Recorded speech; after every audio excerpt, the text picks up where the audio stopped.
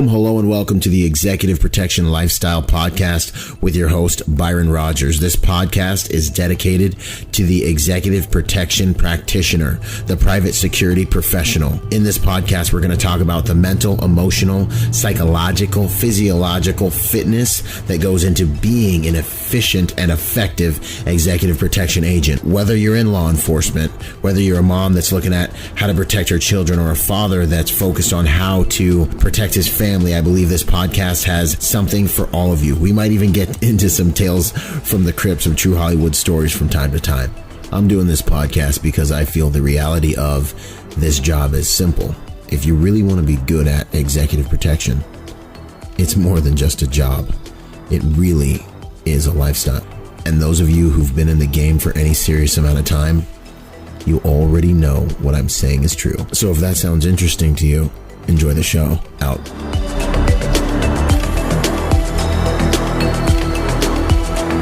Boom. Hey, what's up, guys? Byron Rodgers here with BRG, Bravo Research Group, a boutique company out of Orange County, California, and Executive Protection Lifestyle. Today, I have with me a guest, actually from my past, Barry Mozian. How you doing today, sir?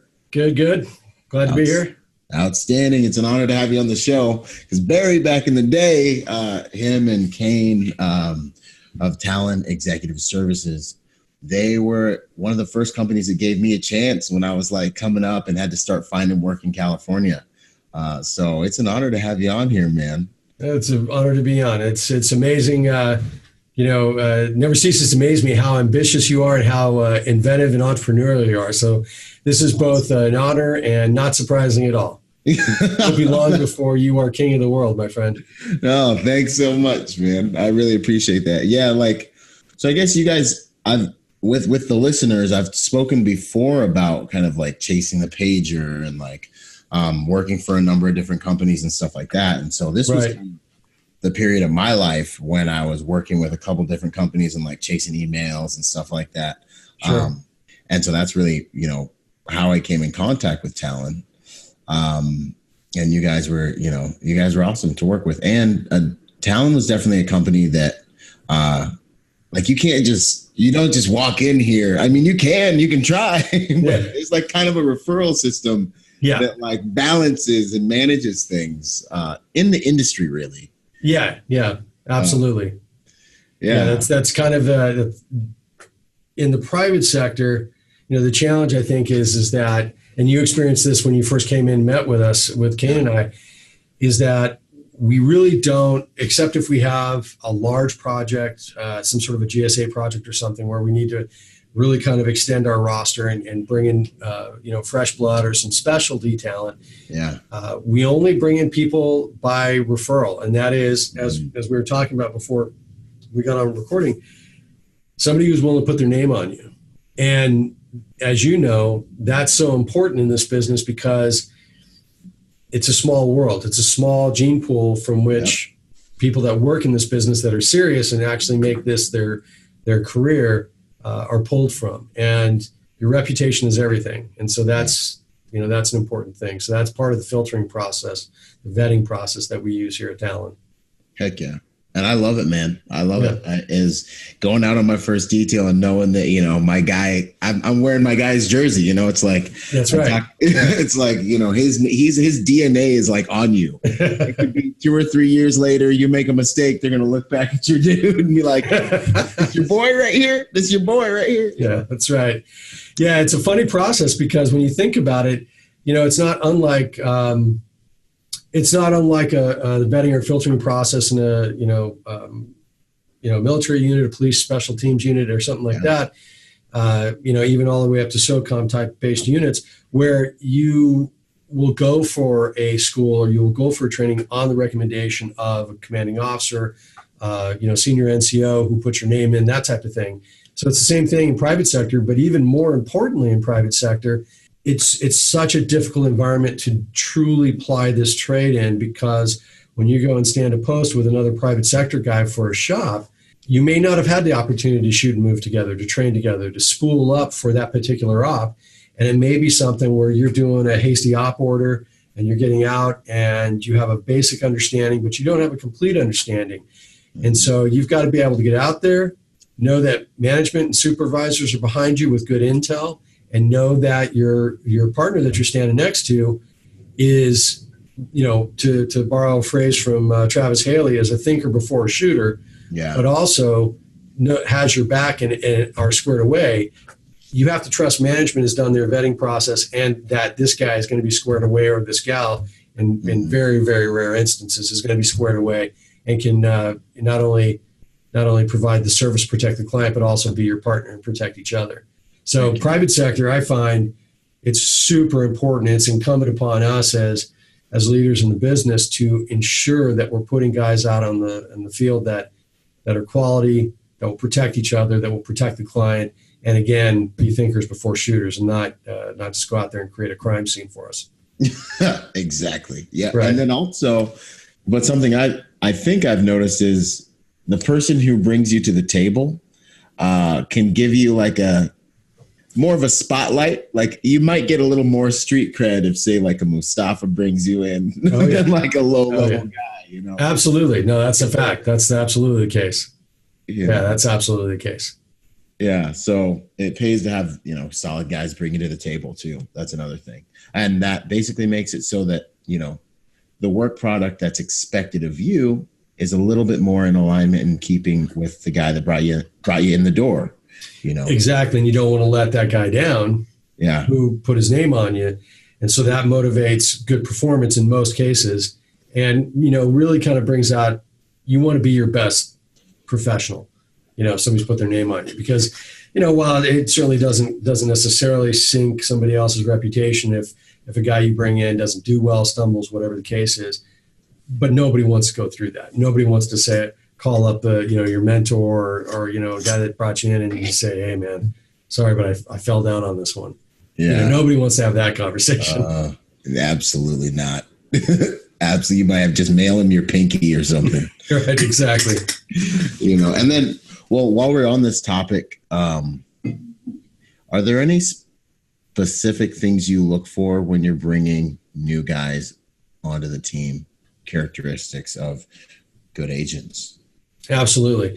So it's dependent upon their background. If they're coming to us from private sector, purely private sector, no law enforcement or military experience, what we're looking for is, they don't have to be high speed, low drag. They don't have to be some tier 1 guy or anything like that.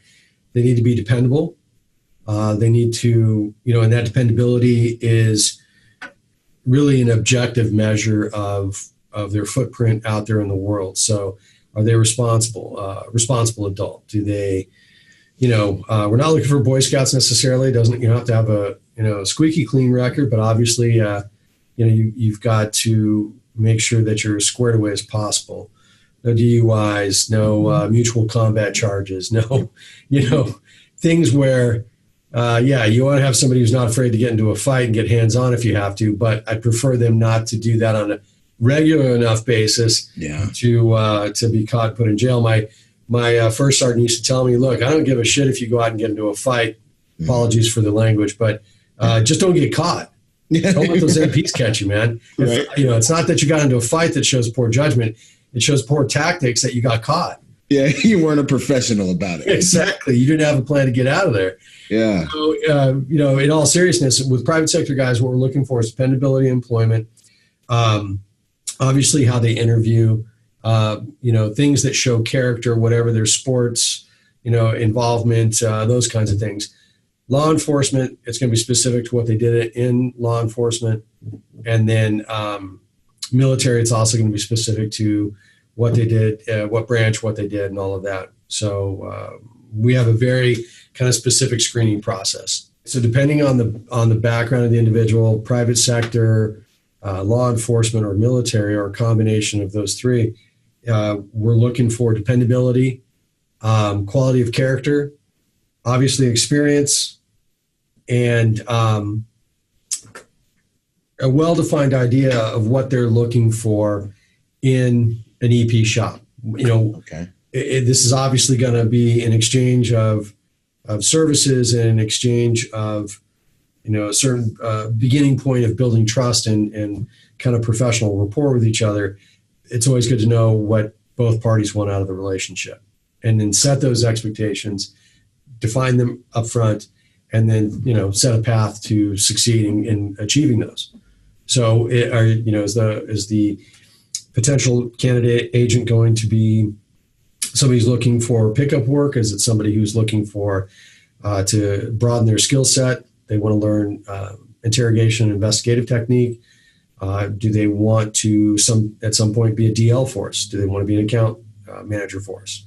What do they want? So we define those up front. Awesome. Okay. So basically, it's kind of like asking someone like, what do you know about the job, essentially? Like, what are you here for? That's right. What do you think, based on their CV, I'll get an idea of their experience level. And if they're fairly experienced, then I know what they expect out of EP work. But if, depending on who they are, I'll ask them, what are your expectations of doing executive protection in CONUS, domestically? How do you think that works? Because you can tell a whole lot about someone's mentality based on what they're expecting or how they think it works. Exactly. I mean, I'm talking to you're absolutely right, man. Spot on. Because they're either going to start being like talking about their sub-second draw. We've got a whole nother category for the IPSC shooters. Right? Yeah, we had to, when we interviewed Luke, we had to put him in the boy wonder chamber. So control his gamma radiation that was coming off of him. Because he's a special category. He sure is. Yeah, he's a wonder kind. Yeah, man. No, he's awesome. That's funny. That's great. That's good gouge. Okay, so background before we get too deep into things. Yeah. Legendary question. What is your background? All right. So back at another time, I was U.S. Army Intelligence Corps. I was part of a LRSU team or a LRS team. And this would have been mid-'80s to mid-'90s. Did 8 years active, a little bit of time reserve after that. Saw some things, did some things. And essentially our task and focus was we were in support at the time, the order of battle in the U.S. Army and the focus of the battle brigades as they were structured at that time. And this would have been in the days when there were still light infantry units, light infantry divisions that were stood up. 7th Infantry, 7th Light Infantry out of Fort Ord would be a good example. That would be utilized to deploy rapidly within that same rapid deployment cycle, an 18-hour cycle anywhere in the world that the 82nd or 101st or, Marine Expeditionary Forces, tasked to be able to respond to for the quote, low intensity conflict era, right? And so the LRS teams that were stood up at the time were intended to support with real-time field intelligence. And of course, this would have been pre-drone, like where drones were being used in any great extent at all. You did have aerial reconnaissance, you had forward observers, and in the end of the Marine Corps, there was obviously Anglico and different reconnaissance teams like that, force recon and whatnot. But LRS teams in my day were primarily field intelligence specialists that had limited direct action capability, but focused primarily on gathering intel. Anywhere from at the demarcation line for enemy territory all the way back to, 200, 250 clicks back in to assess and provide ongoing intel for enemy logistics. And this would have been targeted for, nation-state militaries that were trained and supported by Warsaw Pact nations. So typical comm block type structure and setup. Mm-hmm. Find their supply lines, find their leadership, find their commo lines, take them down, bring in airstrikes, that type of thing. We were also sniper capable, sniper trained for interdiction, and we were also trained and capable to do snatch and grabs and grab personnel for intelligence and interrogate and prep for transfer to the real spooky guys. Heck yeah. Yeah. So from there, I did my 8 active, was getting ready to re-up. I had a signing bonus lined up and everything. Mm-hmm. And one of my former COs had ETS'd and had started up with a group that had an opportunity in the private sector to make a lot more money with a lot fewer people shooting at you. And that sounded like a good opportunity to me. And I really knew this individual was a great mentor. He's since passed on, unfortunately. But I really trusted him. And he took me under his wing and introduced me into the private sector at the corporate level of doing corporate counterintelligence, investigative work with an emphasis towards protection of personnel and resources for high-end R&D stuff, whether it's what it ultimately ended up being out here on the West Coast, and this was a West Coast, East Coast combination. But the operational wing of the company is what I joined, and we spec'd hardened sites that were going to be used for data storage, for research and development material. And that was for, in the early days of computer development, in the early days of biomed development in Southern California, Silicon Valley, as well as back in the Northeast in the Boston, Massachusetts corridor, where there was a lot of tech development happening early 90s, late 80s, early 90s, and into through the 2000s and so on. So anyways, we started to build that outfit. It was a company by the name of Data Vault that ended up growing and expanding, ended up getting purchased wholesale turnkey by Iron Mountain. Iron Mountain picked them up as a kind of a boutique turnkey operation for hardened data sites. And from there, I moved to a national corporation that had a corporate in-house internal investigations team. They liked the approach and technique that we used, and were with them for a while. Transitioned to confidential management services, which was not a competitor, but a contemporary to Talon Executive Services.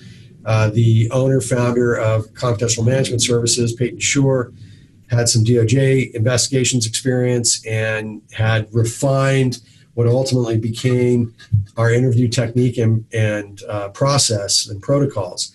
And that's where I met Kane. And Kane and I ended up being, which sounds so weird to say now, but we ended up being the lineage holders of that interview technique and process, which is essentially, to cut to the chase, is a adaptation, a private sector adaptation of the Reed Institute methods of polygraph interrogation and human behavioral interrogation, with a little bit of Wicklander-Zalowski mixed in, which is a private sector outfit, some former Illinois coppers, Chicago cops that created a system. So at any rate, we took that system, packaged it together. So spooky. It's awesome, man. It's really not. It's really not. I mean, look at me. I'm harmless. Come on. Yeah, right. So we took that, Peyton took that system, packaged it up, and was able to successfully market that to companies and corporations that did not want to have in-house talent handle internal investigations or intellectual property or counterintelligence operations. Heck yeah. They could just simply call their attorneys would call us, and we would come in and help them recover IP, help them deal with internal problems that were leaking IP. And then, of course, if there was threat of violence or any of those types of things, we would help as well.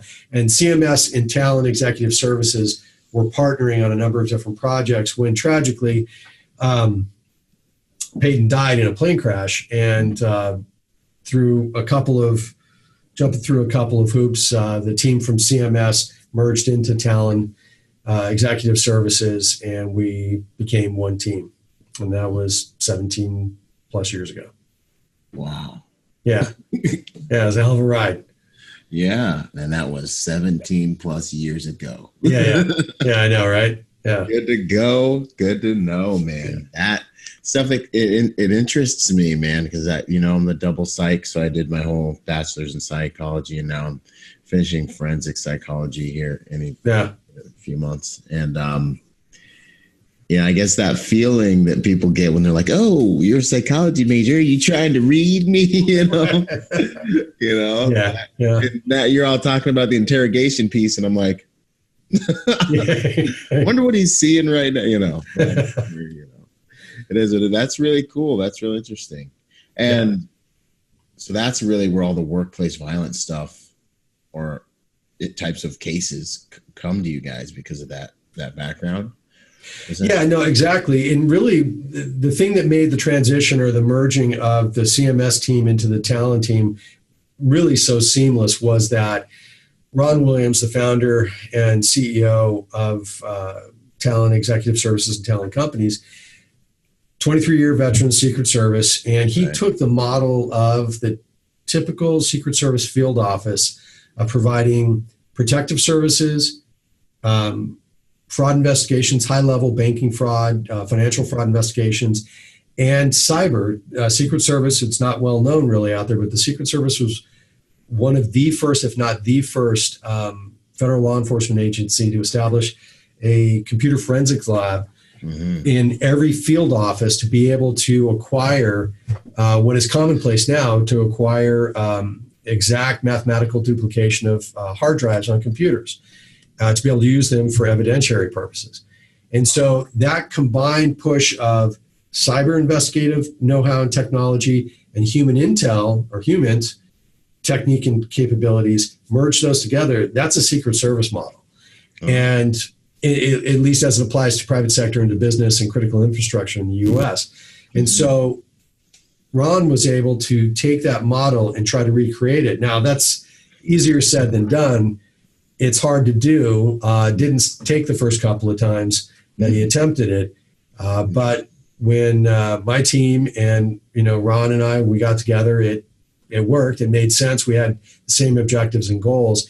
And so now that's precisely what we provide to private sector companies, Fortune 1000 and up, that, again, don't want to take on the risk, the inherent risk, and the expense of having this type of talent in-house all the time waiting for bad things to happen. Outstanding. Yeah. Go ahead. Yeah. No, so that's kind of how all that came together, but that's how that component of it came together. And one of the other aspects of what we do, so what we provide is a complete seamless package of, again, corporate investigations, both cyber and human intel side of it, protective services at the level of and sophistication and coordination of Secret Service, FBI, and State Department Protection Bureau, following similar protocols as they apply in private sector to companies and corporations, which also includes psychological assessments and evals. So what we try to provide is the services that federal law enforcement or a sophisticated metropolitan law enforcement agency like NYPD, LAPD, so on, would provide to a private sector organization that's experiencing threat, cyber breach, threats of violence, human intel issues, intellectual property theft, those kind of higher level white collar type crimes. As you know, the Bureau is overwhelmed. Their main mission and focus is chasing tangos all over the place and ultra high fraud and bank fraud. So anything from our sweet spot, we like to say, is $50,000 up to $5 million for fraud investigations. You pick up the phone, call the Bureau for that. They're going to give you a case number and spend a pleasant 15 minutes on the phone with you if you can get an agent. But then they're going to say, we'll get back to you. We fill that gap and provide similar services that help resolve those matters. Awesome. Yeah. That's awesome. Yeah. Okay. Good to go. What would you say was a defining moment for you in your career? A moment when things maybe either a defining moment or probably one of the wilder moments you've experienced in this industry. Well, on the wilder moment side, I've had a number of kind of epiphanies throughout my time in the private sector. Awesome. This is the time and place, man. Rabbit holes. We welcome all of it.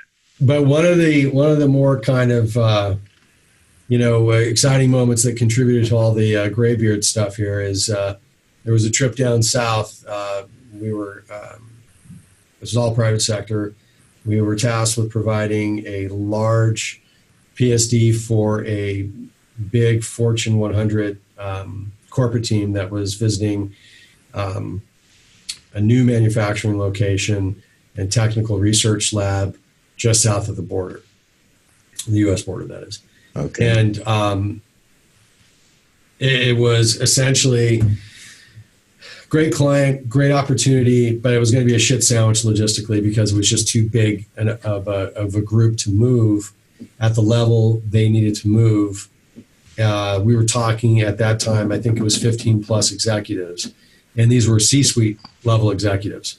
Some Inconis from U.S., some from international offices, and so on. So it's a huge U.S.-based organization, but a multinational footprint. Yeah. So for the listeners, real quick, C-suite? C-suite, executive suite. So CEO, CFO, CIO, folks, the shot callers at the organization. Yeah, CEO, yeah.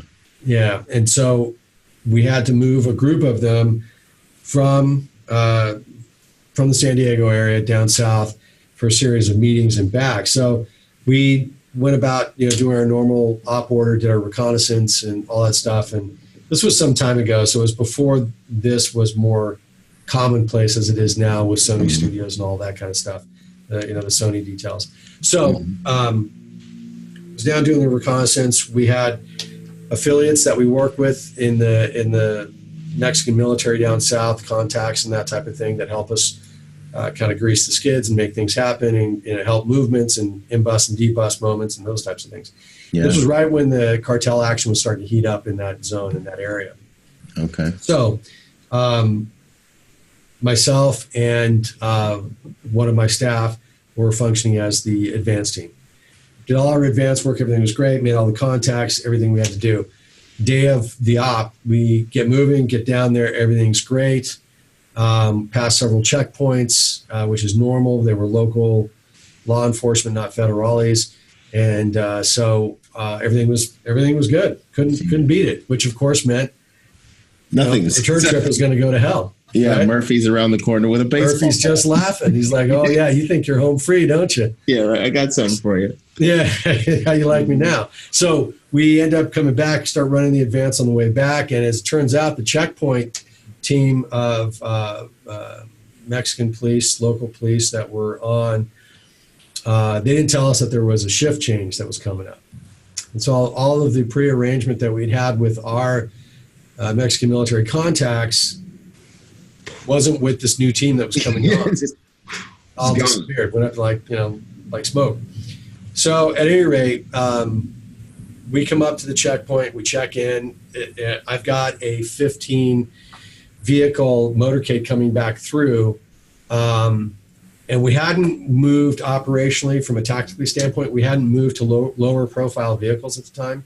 So it was, 15 blacked out Tahoes, right? Yeah, screaming detail. Yeah. So they knew what was rolling down the road. It was something that had money behind it and whatnot. Yep. So these young men started, they had me proned out over the hood of the vehicle we were using. No! Oh yeah. No! Yeah. And they had my driver who was bilingual. I understand a little bit of Spanish, but I'm not fluent by any means. Yeah. They had our IDs out. They had all the IDs kind of laid out, and they were looking to make something happen. Get paid. And when I say proned out over the hood, it wasn't just a 2-man checkpoint. It was a 8 to 10 man checkpoint. 4 of them still running the checkpoint and making their money like they do. And then the other ones had 2 guys with G3 H&Ks on us. Yeah.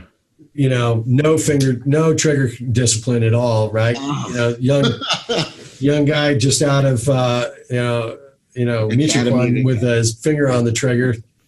It was definitely a sweaty moment. Yeah. And on top of it, fortunately, my partner who was doing the advance with me was a reserve officer from an undisclosed agency up north here. Heck yeah. And he was still active at the time. So he was talking and chatting, and he was looking and watching. And he saw one of the Mexican police pull his backup out of his holster. It was a little cheap Special 38 and was going to dump it in our vehicle. Oh, whoa. Yeah. Yeah, it was going to be like that. Yeah. So probably the thing that would have went down is, hey, look, we found this weapon, never seen that weapon, blah, blah, blah. And then it would have been, okay, what can we do about this from there? Yep. Mind you, this whole time, I've got 15 vehicles coming down the road, and we got to get through this checkpoint. So we had been able, before we got proned out, we'd been able to launch a text message on a secure platform to our contacts in the Mexican military. And it took about 8 minutes for them to get there. And once they got there, everything was fine. Everything was good. Oh, my goodness. They rolled up with the appropriate amount of force. And lights rolling, Humvees, the whole bit. And then when the Commandante got out of his Humvee, those gentlemen in the dark blue police uniforms decided that they wanted to do something else that afternoon. So they all said thank you, gave me all the ID stuff back, and my partner and I were fine. And quite literally, as the motorcade was coming around, we radioed.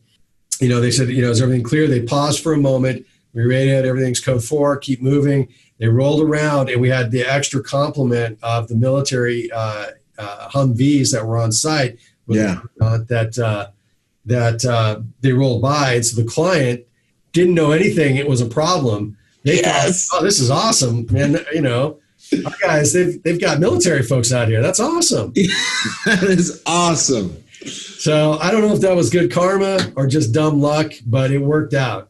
That is fantastic. Yeah. So that was a pretty exciting moment. It was definitely a pucker factor 10 kind of situation, because it could have gone a lot differently. Heck yeah. From getting gutted for some extra Skrilla on your way through Mexico to scoring a 3-point shot with the client, everything's smooth. And that's the game right there. Yeah. And that's the way it goes sometimes, some days, you eat the bear, and some days the bear eats you. So got lucky that way, but that was a good one. Along the way though, I think, some of the other kind of epiphany moments that helped define whether I wanted to stay in this, private sector. Because it was always something that tugged at me about, staying in the military and doing 25, 30, whatever.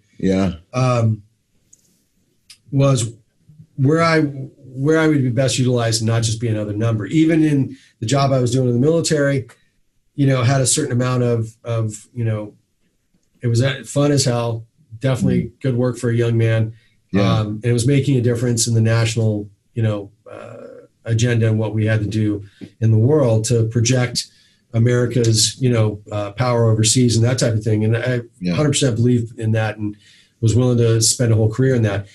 But I also knew that there was more to life, and I wanted to be able to have a family and not put them and subject them to that. So getting into private sector was a little iffy for me, because I wanted to find that balance between being able to have a decent private life with a family and raising kids and all of that, which is important to me, but also being a protector. Mm-hmm. Yeah. And being able to provide those services in not only domestically, but also OCONUS outside the U.S. for clients, and do it in a way that had integrity and had focus on the trade craft and the skill set, and not just for the money. Yeah. Yes, for the money. I'm not a philanthropist. You got to earn a living, got to put the kids through school. Money's important. But it's got to be honorable work. It's got to be work that is honorable, high integrity, and you're making a difference in people's lives. And so that's, there have been moments along the way where doing a good job, making a difference in a client's life, avoiding a bad situation, that type of thing has definitely been gratifying, and has reinforced that I made the right decision those many years ago to give the private sector a shot. The thing that sticks with me every time we're out on even a low threat protection detail or doing investigative work to help a company survive a betrayal moment where somebody steals intellectual property that could literally crash an entire company and put a lot of people out of work. Moments like that, as we have a significant success for a client, for our team, everybody goes home safe, client, everybody on our team. Those are the moments that are actually, for me, are epiphanies every single time, and reinforce the reason I got into the private sector. As I was saying earlier, I could have seen myself staying in the military, doing 25, 30. That would have been gratifying had I survived it, with all my limbs and everything functioning properly. Yeah. But it's a very specific kind of lane, and it's doing good work and out there doing things that are good for the country. But what I find in private sector that is really gratifying is that, especially in the U.S., where the work might be a little less sexy and it might seem a little more mundane, is we do make a difference. Protection professionals, professional investigators, private sector counterintelligence guys, intelligence officers are doing good work when they're doing it for the right reasons and helping good people out there, because you are helping companies survive. You're helping people keep food on the table for their kids and their families, and you're helping protect them in a moment of fear and vulnerability in their life and their existence. Yeah. Awesome. And that function as a protector and doing something that does impact people in that way and helps them is very gratifying. And it may be small, it may not be dramatic, it's not Benghazi, but it's still something that's real to the people that you're helping, and it's real to you. Yeah. And so for me, those are the moments that actually happen quite often. That make me realize and know that this was a good choice for me. Mm-hmm. Ultra meaningful type moments. Absolutely. Yeah, man. Yeah. That's the currency. I agree 100%. And you use the word protector, I was like just doing some contemplative work, some introspection, I'm in the gym doing my thing. And I really started thinking like, well, what are you, like really, what's the deal? What drives you? Yeah, exactly. And it's, when I was younger, it was me, my mom, and all my sisters. And I was kind of the protector, absolutely, and then up through the Marine Corps, I got into the Marine Corps, and then, on into what we're doing now. And it's kind of like, it's like, I can function as an executive protection agent. I have functioned as a Marine. I have functioned as a close protection guy or as an advanced guy or whatever it is. But at the core, I think of what drives me, and I think of what drives a lot of guys that are truly good at this. Yeah. Is this drive to be a protector. That's exactly right. I think that's the core of most of it. And to be honest and very frank, if it's not, you're probably in it for the wrong reason. Yeah. Because in really kind of high speed, low drag situations, military, deployed overseas, whatever, bullshit gets weeded out pretty fast, right? Yeah. Here in private sector, because most situations, especially domestically, don't end up in a gunfight, don't end up in an altercation. Yep. It's really, there's a lot of latitude for things to be half-assed with certain teams, certain operators, and it kind of blows by and nobody notices it. The client doesn't notice it. Yeah. But you should notice it. And there's a lot of guys out there, if they're doing things for the wrong motivation, they half-ass the important stuff. Yeah. The details, the advance, the op order, the contingency planning, the ability to actually render aid, whether it's a human-caused attack, car accident, natural disaster, whatever it might be. If you can't help protect that client in all of those situations, right? What are you doing? Yeah. And on the full spectrum, not just the like sexy gun stuff, And I think too, the thing about the stuff back here is since it's not as sexy all the time, you just get burned. You can get burned out if you're not into Super it. Easy. You know what I mean? Yeah. Like if you got to constantly go back to what's motivating you and be real with yourself about it. Yeah. And understand that it's not all going to be sexy. Yeah. The glory shots aren't as, just not as, that's funny. And the friction points, I feel like domestic executive protection, you see more of the service industry aspect of it. It's more of the putting the car seats in the car real quick for the client and things like that. What's the term? Concierge with a gun? Yeah. A lot of times it can be. Yeah. And guys will joke about it, and especially, and I know in our shop this happens. We'll have guys that, less so now, but guys that would serve overseas with some of the big box contracting companies for 6 months, do a contract overseas, come back, decompress, work domestically with us. And the first couple of rotations, they come back and go, oh, geez, domestic work, what the heck? It's driving me nuts. Yeah. And they were antsy and all that stuff. But after 2 or 3 rotations, a lot of them would come back and go, it's honest work. You're doing good work out there. If you are doing good work and being honest with yourself, and you're keeping people safe and giving them peace of mind. And oftentimes, it's not just the adults, it's their kids. Yeah, a lot of times their family. kids. Yeah. And, I mean, what better job to protect kids? And sometimes it's a pain in the ass and you're dealing with a lot of particulars. But at the end of the day, you are providing a service that is impactful and it's meaningful and it makes a difference. And that's what has to draw you back. That's what draws me back every time. And it's honorable. It's honorable. It's staying honorable, you know. Imagine that. Yeah, right? And that's what I love. You don't have to. Firemen, awesome. Law enforcement, awesome. Yeah. This is another way to do absolutely. Yeah. Work. And it fills a real gap that's out there because the thing that we're lulled into in the States, especially, and we see this with clients all the time, is you're very safe. Generally speaking, you're very safe here until you're not. Yeah, exactly. Until you're not. Until you are a target because of your wealth, until you're a target because of your political beliefs, your religious beliefs, whatever the case might be. Your exposure, the job you're doing currently, whatever. And then you're no more safe here than you are down south. Yeah. You know, because the police aren't everywhere. We don't live in a police state. Yeah.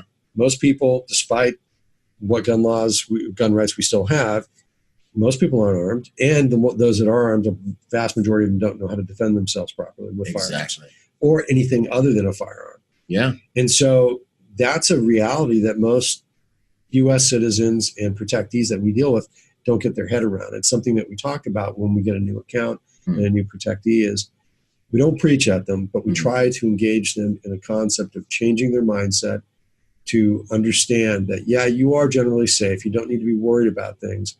However, you need to be situationally aware for yourself, for your kids, for your family, for your teammates, whatever, and keeping them focused on that because it's all, tier 2, slow moving, low order stuff here until it's not. Until it's not. And how many operators have you worked with, using the term very loosely? Yeah. How many other EP specialists have you worked with that just asleep at the switch? Yeah. They're like, nothing's going to happen. It's halls and walls, guys. And it's like, it is until it isn't. And then, exactly. And then the most dishonorable thing in the world is just not being ready. It's just being another chicken with your head cut off when something happens. That's right.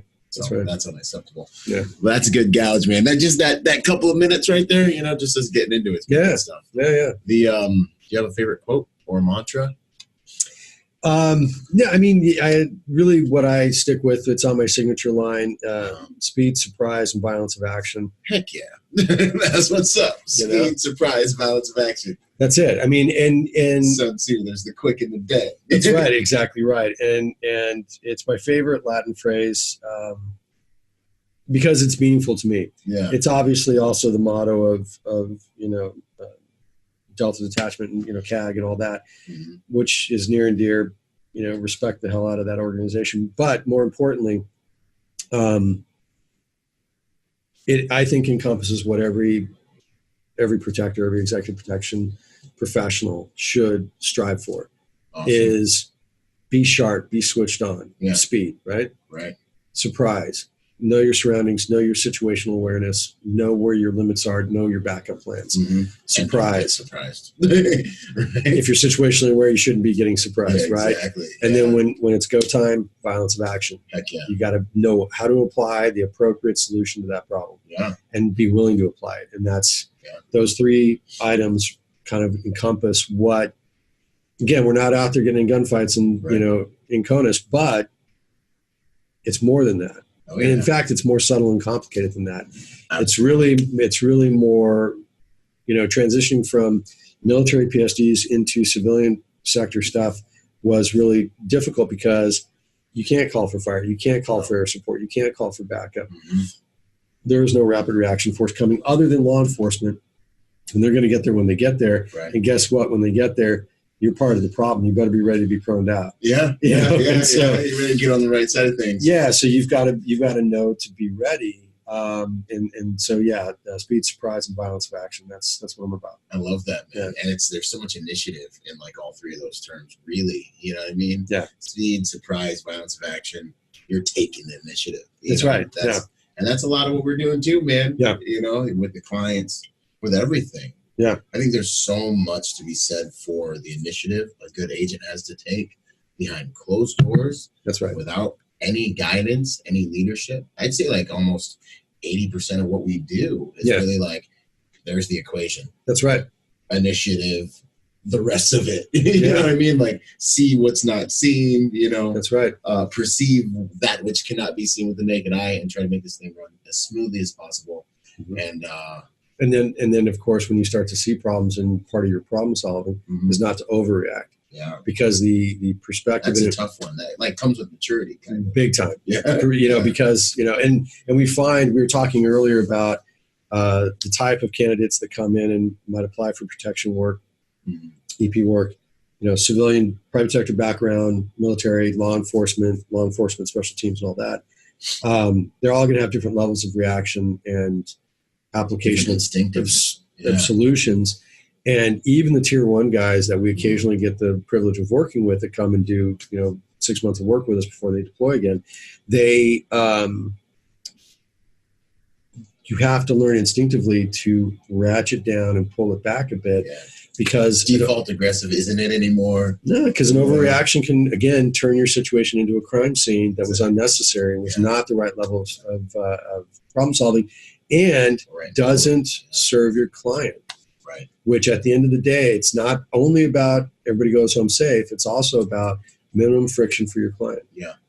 And reputation and all these things. You're wearing your client's jersey, you're wearing your company you're working for his jersey, and then you're also wearing your own work product that you're going to be wearing for a long time. And you got to own it. Yeah, and you got to own it. And then also I feel like clients they're kind of like thermometers they react off of our reactions. So Absolutely. Like they present a problem or a problem appears, and I've found that if we can stay calm and just prioritize, execute, control what you can control. Yeah, okay, wheel came off. We're going to go ahead. We're going to take these steps. We'll just debus here. That we'll switch vehicles. Boom, boom, boom. Yep. The client's going to be less startled. But if you're like, Kooks in the water, broken arrow, J turning, dude, man. Necks are snapping and whipping around. They're going to be like, oh my gosh, even if it is a catastrophic failure. Like you with the federales the other day. It's going to be like, they're going to ask themselves, was the cure better than the disease? Was the solution better than the problem? Because they seem so kinetically similar, right? Yeah. And if your protection professional is overreacting and you're a civilian, you're expecting them to handle it, then that's problematic. So. Yeah, you can't be an alarmist. And they're looking to you to understand the actual the quality of the problem. That's right. Yeah. Did it require that level of reaction? So these are all the nuances and subtleties that the more mature the professional, the agent, the more they know that intuitively, they recognize it and they apply it in their trade craft. 100%. Yeah. This is the goal. These are the conversations I wish I could have had. Yeah. When I was first starting. You know? Well, you know the deal. It's like until you get out there and you develop that experience, that muscle memory of going through it, and stepping in it a few times, right? Yeah. Oh yeah. It really doesn't make sense. It all sounds like it sounds like a great story until you actually live it, and then you go, oh, okay, that's what he meant. Yeah, that's absolutely. what they're talking about. And it starts clicking. It's like maturity. It's like mom and dad want me to come home at 11:30. There's no reason for this until you realize the reason for this. And Johnny, who didn't have to, is like strung out on crack and the Vegas Strip instead of going to college. Nothing good happens after midnight. It's like, come on, that sounds clever, Dad, but what are you talking about? Yeah, no, I dig it. That's awesome. So workplace violence, man. Yeah. Workplace violence 101. What does it look like? The definition. Start to finish. Yeah. Okay. So even the term workplace violence is a term phrase that is transitioned now from the threat assessment community to HR community and HR professionals. And what we're talking about now is targeted threat. Okay. Workplace violence is kind of an older general category. Okay. And now we're talking about targeted threat scenarios within a workplace, within a house of worship, within public spaces, that type of thing. Awesome. Schools and so on. So with all of the recent kind of spate of that type of active threat scenarios, active shooter scenarios, what we have found is the evolution of this process is there's a lot of disinformation out there that's driven by sensationalized media. Yep. Yeah. Sends the wrong message. Knowing is good. Having the accessibility through our little black mirrors that we've got here that are driving our lives, that's excellent. But obviously, as we all know, these little black mirrors can be devices of good and devices of bad. Absolutely. And so unless the operator is the user of this thing is filtering, then it's hard to know what you're getting. So misinformation is causing a lot of fear, a lot of panic unnecessarily in the workspace. And so what we do in our training, in our active threat response training, is we start with the basics, and that's typically understanding the basic 10,000 foot view of psychology of how these things happen. Threat, one of the basic premises, and again, a lot of this is information that we have picked up over the years through our professional experience, but also refined very specifically through the kind of tutelage and guidance of ATAP, and specifically Dr. Manny Tao, who is our go-to senior threat assessment and forensic psychologist. Awesome. And what we teach out there primarily is that these events are not events, but rather processes, right? Okay. So human beings, even as unpredictable as we can be, we're actually incredibly predictable. And that sounds kind of counterintuitive, but the reality is even the worst active shooter scenario that you can call upon, those individuals didn't wake up one morning, pet the dog on the head, go out and commit a mass casualty event. It doesn't happen that way. There's all these little target indicators. Precisely. So they're thinking violent thoughts, right? They're verbalizing those violent thoughts, and then they're planning and engaging in preparatory behavior. Yeah. And then they're carrying out the action. A lot of times on social media too. Absolutely. And that's part of the verbalization. So thoughts, verbalization, action. Those are the three fundamental steps that you got to go through to get to a mass casualty event. Now, that kind of spins people out a little bit when we talk about it in training, especially labor law attorneys, HR professionals, supervisors and such. And they'll say, well, no, that's ridiculous. That's not how these things happen. If you have an armed robbery that occurs in an adjacent business and the gunman is fleeing, comes into your place of business and starts shooting people, that's an utterly random event. Yeah. You get struck by lightning at that point. Yeah, yes, and it's random to you, but guess what? That crew had a plan. Yeah. That plan involved you. Guess what that crew did if they're worth their salt? They did a reconnaissance of that hit. Yeah. They went out and looked and said, what are my escape avenues? What's going on? There's a hostile planning cycle there. Absolutely. And that is part of that hostile planning cycle. And so could you have possibly seen that? Well, not every employee in that business adjacent to that victim's location could have necessarily seen it. But do you see what I'm saying? When you get into the weeds of it, it wasn't random. It didn't just happen. Right. Now, it may have seemed like it just happened to you. When it hit your radar. Right. But in fact, it's happening all around you. Right. Situational awareness. Right. So what are we doing when we're leaving our places of employment, our houses, the movie theater? We're doing this. We're in the black mirror. We're in the black mirror. Getting sucked in. And we tell people, this is your comms device. This is your communications device. It is not your flashlight. It is not your life. It is not your, it's not your best little buddy. Yeah. It's primarily a communications device. Treat it as such. When you're transiting, and this is, EP 101 from a tactic standpoint, when you're transiting, where's your biggest point of vulnerability when you're moving your principal? In bus, D-bus. Get in and out. You're trying to get from a big box to a little box through a little threshold. Yep. All kinds of stuff People can go wrong. Know where you're coming. That's right. Are you covered? Are you uncovered? All that good stuff. So you got to factor in all those things. So when we're not working it up, why would anybody in their right mind that has this training be down on their phone moving to and from? Because they're just not situationally aware. And that's awesome because I forget what the name of the principle is, but essentially, you see things that are relative to your level of kind of your perceptive level of development, and your intelligence level and things like this. So if you're not trained to see it, you won't see it. And so, I believe that's the groundwork right there. Absolutely. Essentially, kind of like, and this is what I do with the church clients and things like that, is now that everyone understands these things, and now that everyone has kind of a level of awareness towards these things, kind of spread the net of your security, your security team. Your early warning devices are now throughout the congregation. They're aware because, and of course, there's that cycle of getting them not to be alarmists, super detectives. Right. But you don't want them to not say anything, right? And that's a natural evolution. It takes time. They got to cut their teeth on that. And the biggest thing that we teach out there, and I do training in urban survivability and with kids getting ready to go off from high school to university. Awesome. And get them spooled up on what to look for and what to be aware of. The trick is getting them to understand that as a species, right, as an animal on this planet, an enlightened sentient animal, we are prone to violence. Yeah. Period. It's an option. It's a tool we use. We didn't get to the top of the food chain by being kind and nice people and passive. Yeah. Now, because we are civilized and we are at the top of the food chain, we've developed civilization based on civility, based on laws and code. And we don't have to be menacing towards everybody. Right. And that's beautiful. It's a beautiful thing. It's the evolution of our species.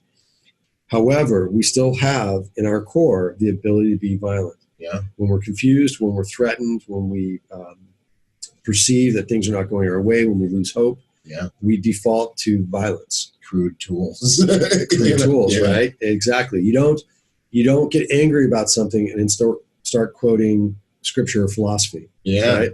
Unless you're Samuel L. Jackson. Right. It might actually help you. Right. Yeah, but most people don't. You're right. Yeah, because you don't go to that higher mind. You go to your basic instinct, which is potential for violence. Having said that, getting civilians and our clients to understand that, and frankly, new EP agents coming into the business, 100%. that if you start from that baseline, get comfortable with that. Don't be judgmental. Don't be looking for, bad guys around every corner. There's not a tango around every corner. Mm-hmm. But understand that there could be, and they could have intentions of violence. Mm-hmm. That being the case, have a plan. Yeah. Have a plan and be willing to execute that plan to its fullest, and then have a backup plan. Okay. Right. So, because as we all know, no operational plan survives contact with the enemy. Like literally execution, forget about it. Yeah. And be able to recognize the signs and symptoms of precisely, the degradation into those tools too. So, going into workplace violence and acts of threat in the public spaces and in work, getting people to realize that every one of us has a potential for violence. It's just what is going to trigger us and where are we at on that threat arc. Yeah. The four things in our lives that balance us out: health, finances, relationship, and living conditions, living situation. Quality. If any two of those things are in flux at the same time, you may be a little on edge. You're starting to kind of have a cluster of you have three on going bad at the same time. And how do those things usually occur in a cascading effect, right? Yeah. Job goes away. Spouse leaves you. Money starts to go crazy. Your relationship gets rough. Your housing will definitely get rough, right? And now we got problems. Now we got a human being who their base instinct could be, lashing out in a violent way. Yeah. Now they got to start finding out who's responsible for this problem. How did this downward spiral occur? And depending on how self-realized they are or self-initiated they are, they may be pointing outward for all their problem solving. Yeah, it was fun. You're my problem. You're my problem. Mm-hmm. My life was perfect until you came along. Yeah. If you had given me that promotion like I knew I deserved, my life would be perfect now. Mm-hmm. And so you have that de-evolution that goes on. So when pulling back out to that 10,000 foot view, if we can get people to realize the potential is always there, take a breath, now figure out, okay, what does that mean? If I've got to get out of my location quickly, what are my exit routes? Yeah. How do I get out? If I've got a barricade, do I have tools with me that I can barricade and reasonably protect myself? Awesome. So the basic concept, run, hide, fight. If I can get out, get out. If I can't, hide and barricade. Right. And then if I have to fight, am I prepared to fight? I got to do my own self risk and vulnerability assessment. Am I ambulatory? Mm-hmm. Am I an elderly woman who can't run, can't do flights of stairs? Am I a guy with a bad hip? Am I a pacifist? Yeah. Okay, fair enough. Mm-hmm. Have a contingency plan. You really got to focus on running and hiding at that point. Yeah. So we focus on know what the reality is out there. It's not a horrible world, but there is things that can go wrong. Yeah. Have a plan for that. And then have a self-assessment so you know what you can reasonably do. Right. Did you actually run that route? Did you walk through that door? Did you go down those stairs?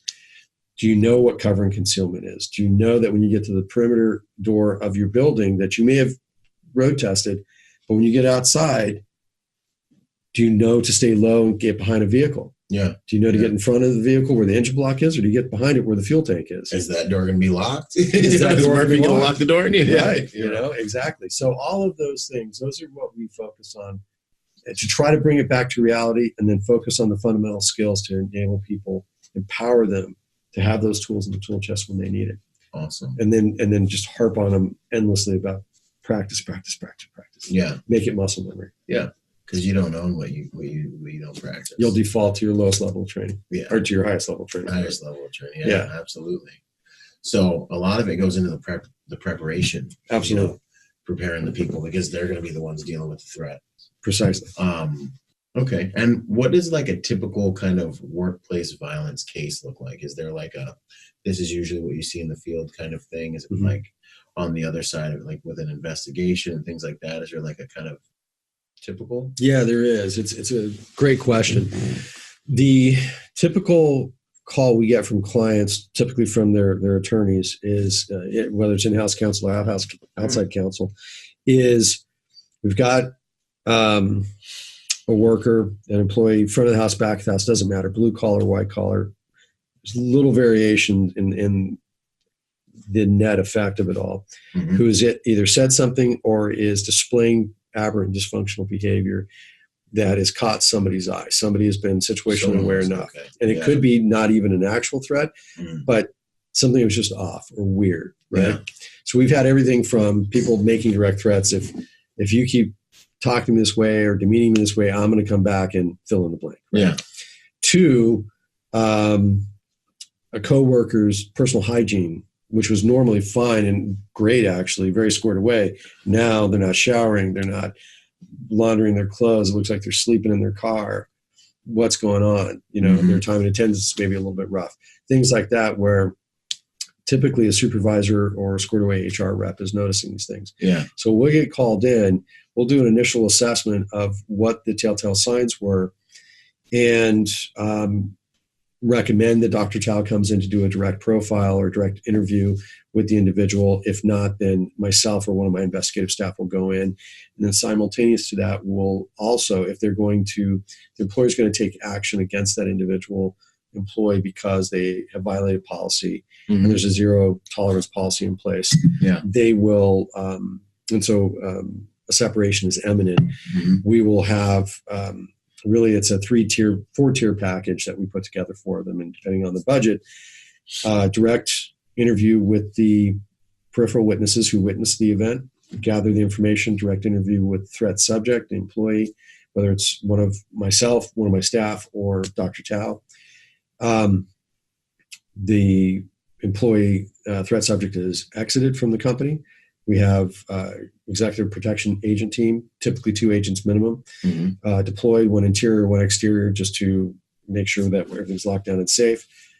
Also code 5ing with local law enforcement, so we're tied in. The employee departs, and full package would be, we have a surveillance team on them, so that we're observing where they're going, what they're doing, to ensure that they're not ramping up, maybe getting a little bit of liquid courage, coming back, lock and load, come back, and they decide they're going to settle it that way. So that's a full package: protection, direct intervention through interview and contact with Dr. Tao, or again, one of myself or one of our other investigative staff, surveillance, and as much front loading as you can do, but coordination with law enforcement. So checking the public record to see if this person has a history of violence. Yeah, that's all part of the basic profiling setup. Awesome. That's awesome, man. I took a course on open source information recently. Oh, yeah. Man, you can get you get a lot. People don't really realize how much is really out there. No. I mean, in fact, there's so much out there that it's easy to get a lot of nonsense that's either not you, it's part of you. Yeah. But it's also somebody else who shares your surname or whatever the case is. Yeah. Exactly. So filtering is a big deal with intelligence gathering on the subject. Yeah, 100%. Any myths or anything that you're aware of around workplace violence and things like that? Yeah. Okay. That it was, this was such odd behavior for for this to happen. This guy's the nicest guy in the world. Assuming someone's, Again, that utter disconnect with the basic fundamental acknowledgement of human nature that we have a propensity for violence. So the myth is that it was out of the blue, never saw it coming, that kind of thing. Inevitably, you'll see somebody in that mix that is like, well, I had a feeling. He did this weird thing this one time, or he kept saying this thing the last couple of weeks, and I just was weird. And I thought he was, it was out of character for him. Yeah. So the myths of it'll never happen here, right? And I know all the people I work with, and none of them would do it. None of them would do that. They've got kids, they've got families, they've got this. They're good church-going people. Yeah. That makes perfect sense because you always hear that from people, like, oh no, just the whole tonology around like, no, you are not being realistic. Just not paying attention. Because every single person almost, I think, that's ever been in one of these situations was under their desk going, oh my gosh. What's happening? Yeah, what's happening? Yeah. I never thought this was going to happen. That's right, exactly. Yeah. And I think some of the big things you're saying is like, man, before the situation even takes place, take a look at your environment, run, hide, fight. That's great. What does it really mean? Are you capable of it? When to use what? Do you know when to use what? Do you know? Have a plan ahead of time. That's right. What are you capable of? Are you capable of fighting? Are you capable of running? What's going to be your ace that you're going to try to play? You know, if you're small and fast, running is going to be your ace. You know? Absolutely. And I think people need to take a look at their environments before these things happen and say, hey, I got a window right here. Yeah. Maybe I can put a chair through it. Or maybe this glass isn't going to allow me to do that. Yeah. And you don't want to find out you don't want to find out that chair is going to bounce back and hit you in the head. At the very moment you need to remain conscious and ambulatory and moving. Exactly. It's like it's those realizations that people miss. But that you're absolutely right. That self-assessment of what can I do? Yeah. One of the big things that I use as an example in my work active threat response training is we tell them right off the bat, these are skills that you're going to be able to use to help safeguard yourself and your family and your friends and co-workers in the event of an active shooter scenario. But you'll be able to apply this in your real everyday life. What about when you go to a movie, to dinner?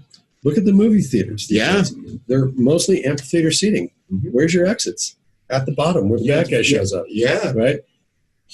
So if you have to improvise a weapon, if you have to figure out your exits, if you have to be able to low crawl with no light because you're in a theater and the lights are off and the movie's playing, when everything's pandemonium and craziness, can you do it? Are you physically capable of doing it? Can you do it with your loved ones? Are your loved ones capable of doing it? Yeah. So because they're certainly, everything's going to go sideways for them. Yeah. They're going to be panicked. And I think kind of along the lines of the protector / professional thing, I think this is like I know for me and for most of the guys I work with, this is stuff we're going over in our heads.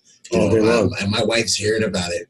She knows we walk into a restaurant. She knows which seat I'm going to want, which seat I'm going to take. Yeah. She'll even tell the waitress like, he probably is going to want to sit over here. He's kind of weird. She already has the apology already ready. And I'm like, can we take this chair, this seat, this table?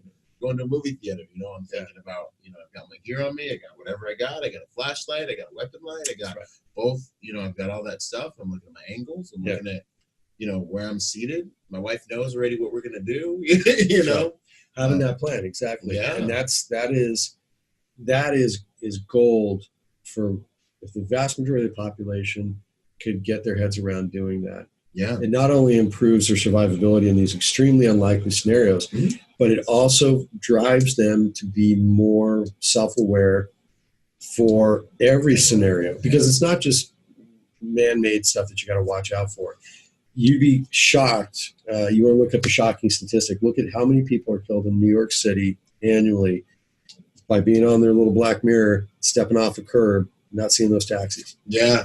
Or just traffic in general. Or standing on the curb, but right on the curb. Yeah. And they get bumped. And it's a maiming or fatal accident, head versus vehicle. And there was no ill intent there. There was no threat necessarily. But you've got a, several thousand-pound moving object being driven by a human being who is fallible and prone to mistakes. A lot of variables probably there. on their phone too. Probably on your phone too. Getting a call, it's an Uber guy going, "Oh, my next ride." Yeah, no. So just things like that, and by driving people to be more situationally aware and more accountable for their own safety and their loved one's safety, makes us all better citizens. 100%. Makes it a safer environment, a safer For everybody, culture. everybody. You know, and Right. I also have seen and I think raising a family this way is important. Absolutely. It increases their survivability. There's a lot. I don't know. I think this is a really important thing for people to really grasp. And it's not. Here's one. It's not paranoia. No. I get people on Instagram. I posted something the other day. A lady texted and falls down a manhole. You know, it's horrible. But the whole, you know, and I say things on those posts like, "Hey, have a plan."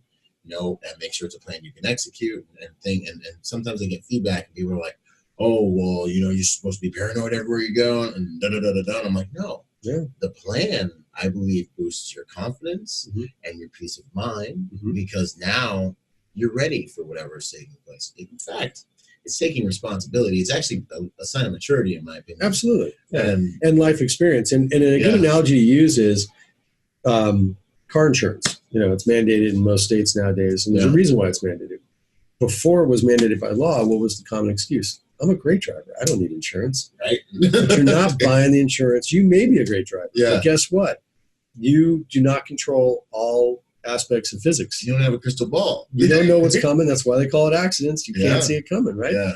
And so these are for the unforeseen events that are occurring. And same thing with mindset. Somebody who goes to the paranoid, I don't want to live my life paranoid. I'd rather be ignorant of these things. They're just being silly, and they're not at that level of maturity in life experience where it's like, if you could do something, if you ask them another question, if I could give you 4 life skills that would immediately increase your annual income, would you want me to give them to you? Absolutely. Everybody's going to say yes. Right? Hell yeah. If I can give you 4 life skills that will better your odds and chances for surviving unforeseen events in your environment, would you want me to give that to you, or would you rather be ignorant of those things? Mm-hmm. Of course, I want to. Absolutely. Yeah. And who wouldn't? Yeah. But you gotta be willing to take responsibility and do those things and implement it. Right. Now, somebody like you, somebody like me, of course, we would take it. Yeah. But getting civilians who've been kind of in a bubble and been kind of cushy to take responsibility for that and not be afraid of it, but be empowered by it, that's a trick. That's another dynamic. That's another dynamic. Yeah. And it's and teaching it is a subtle thing. You've got to get them to commit. You've got to get them to commit to it. You got to empower them and let them know it's not it's not any more scary than figuring out that getting on commercial airliners, recent events notwithstanding, commercial airliners are very, very safer than your car. So it's those kinds of steps that help spread the word and the skill. Absolutely. No, 100%, man. That's I think kind of the friction point is folks don't have experiential data. If they don't have it in their human experience, you're trying to get them to see something they haven't seen. That's right. Believe in something they haven't experienced. That's this right. Is, it's like a magic trick. Sometimes. It is. It's absolutely. It's like it's the same thing as you're explaining something to your kid who hasn't experienced it yet. You're still just mean, grumpy, and crazy. That's right. Yeah, just preaching. It's not that It's just, but our experiences. That's kind of what shapes our beliefs and paradigms and drive our actions. It's understandable. You know? Yeah. And I come back from Iraq and everyone's like, "You're just crazy." You're too, but as obviously some of that tamps down, and then everything levels out. It's nice to be. I really appreciate being a little bit hyper vigilant, as they call it, because it's come in handy. That's right. Skill. Absolutely. What would you say are the biggest? Well, I guess we're kind of touching on it, but what's like the hardest part about the workplace violence cases? Most difficult aspect? Well, dealing with, I would say probably the hardest aspect of it is when you're dealing with somebody who truly has a neuroses or a variation of a mental illness that they truly need help with. And they may or may not have the resources to be able to find that help. And they're truly disoriented and confused by their situation. Mm-hmm. So their process, their thought process, whatever it is, whatever led them to that juncture in their life, that now they're acting in this way that's unacceptable and not safe for everybody.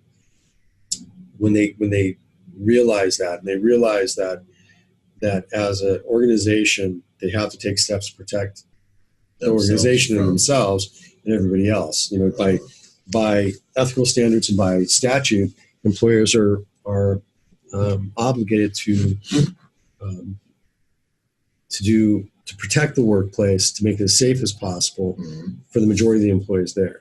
And so the onus is on protecting everybody else, not the one individual who's having issues. Yeah. Now, those issues might be brain chemistry or whatever the case is, but that's really the hard thing, is to see that. And then usually what's behind that, oftentimes it's not, the vast majority of the time, it is not neuroses or mental illness or psychopathy of some sort. It's a character issue. It's a character issue, and or it's stressors, things that we refer to as stressors. Yeah. Substance abuse, alcoholism, drug use, gambling addiction, sex addiction, whatever the other things that could be driving this. And then they have brought their life that was otherwise a good life to this brink, to this threshold of now they're acting out, now they're a danger to others. Yeah. And now we've got to intervene and try to decompress them. They're not hurting themselves, not hurting anybody else. But now your journey is really beginning. Now that individual, hopefully in the best case scenarios, we're able to steer them towards county services, private sector services that maybe even the employer is willing to supplement and help with, and get them on a path where they're not going to hurt themselves or somebody else. Yeah. They're no longer going to work there any longer. You can get another job. Yeah. We're trying to get you back on track with your life. So you're not going to end up in the penal institution and/or, in the next shedding this mortal coil. Yeah, right. Exactly. If you don't have to do that, don't do that. Right. So let's get you the help you can get. So those are tough because they don't always take. In fact, a lot of them don't take. Yeah. Because they know it's best, or they're still in that denial phase. Swirled around, and they're all twisted up in their own, madness. So seeing a human being go through that, no matter how shitty they are, you see the potential. You know how precious life is. Yeah. I think a lot of guys in our field, a lot of people that work in our field understand they've had experiences where they've lost people close to them, or they've been in those situations. Yeah. And they realize how precious life is. And then when you see somebody unwittingly throwing it away because they just can't get their head around things, they can't take accountability. That's tough. That's tough. That is tough. That makes sense. Absolutely. Most enjoyable aspect of it. Having a really scary situation for the client, coming in with a plan, executing that plan, decompressing a situation, and solving that problem, and nobody gets hurt. The results are as good as you could have ever hoped they were. Yeah. And the client can carry on, and all those people that work for the client can carry on with their lives, and they're going home. Some of them realize they, literally dodged bullets. Others don't realize it. But everybody goes and carries on. So the normalcy of that life and that cycle carries on as though nothing had happened. Yeah. Kind of really the full extension of that gray man effect, right? Mm-hmm. You don't see us until you need us. And when you need us, we're there, we solve it, and then we fade back into the background. As if we were never there. And when it's seamless, you don't break the continuity of the workplace. You don't disrupt, the synergy of the workplace. Yeah. That's a home run. That's beautiful. Yeah, it's a home run. Beautiful. And everyone's like, who are those guys? I don't know. HR consultants. Yeah, exactly. Yeah, exactly. And then they're arguing over the last donut in the break room. Exactly. That's awesome. No, that's what's up. I feel like a lot of agents in the field, I feel like the workplace violence thing is kind of like it's not very well understood. So it's good to get this. Yeah, sometimes a lot of the guys will look at it as a halls and walls gig. Yeah. And it's the last thing from that, because there's a real threat there. We have an idea, if we've been given enough information, we have an idea of where they're at that threat scale. Yeah. Are they still in thoughts and verbalization, or are they in preparatory behavior? Yeah. And if they're in preparatory behavior, how far? How far have they gone down to the gun store and got the ammo? Yeah. Have they been out at the range practicing? Have they developed a plan of attack to actually hit the place? We don't know. Yeah. There's certain things we won't know because we're private sector and we don't have the ability to find that out. Right. So the teams that are out there, the protection agents that are deployed on these things, they have to be particularly switched on. Right. Because you don't have the advantage of all that intel. You have some of it, but not all of it. Yeah. So, and the propensity for violence is just a bit higher than a lot of the domestic work, really. Absolutely. And it's kind of like a domestic violence type situation, but a professional version of Exactly a domestic right. violence type situation. Exactly right. know? Yeah. That's interesting. Okay. What would you say about security, intelligence, and interrogation? If you were going to give like a 101 on that, where would you go? It's a critical skill that it's where our business, it's a critical skill that every executive protection agent should have, the ability to interview. And really, we don't truly interrogate in the true sense of that skill set. Okay. But coming from the military and from a military intel background where we did interrogate, it's a softer approach, softer technique, but these are intelligence gathering skill sets that every EP agent should have. It's all component and part and parcel with situational awareness, getting as much intel on a situation as you can, and thinking in that way as an intelligence officer would, looking at a scenario, looking at the demographic layout, looking at the topography, where you're at, what's going on, all of those factors that come in. So when you go into a workplace, you've never been there before, there's a lot of pieces of information that you've got to know to complete your mission, which is keep everybody safe, decompress the situation, not escalate it, and protect what is there, not only the people, but also intellectual property, the physical property, and all of those things. It's like snorkeling or scuba diving. You want to like disrupt the environment the least amount as possible. That's right. But get all the good pictures and get all the, information about the environment that you can take with you for the rest of the day. Watch out where those predators are. And watch out for the predators. They sneak up on you, true, man. So having that skill set is very important.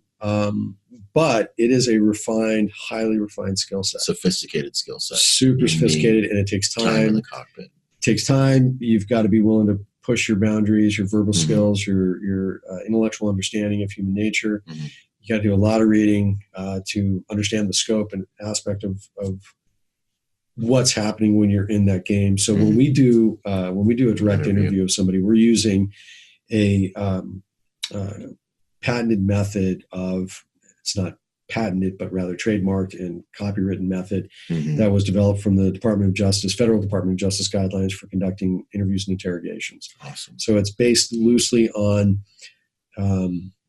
what Bureau agents, U.S. Marshals, State Department Protective Services guys use for advanced assessments, threat assessments, the evolution of a threat as it's going through its escalation process, and then also gathering information from peripheral witnesses and folks like that. It also works in theft cases, anything white collar, basically. Yeah, it's not the kind of technique or interview process you would use in a violent crime like a homicide or something, or aggravated rape or assault or something like that. Physical.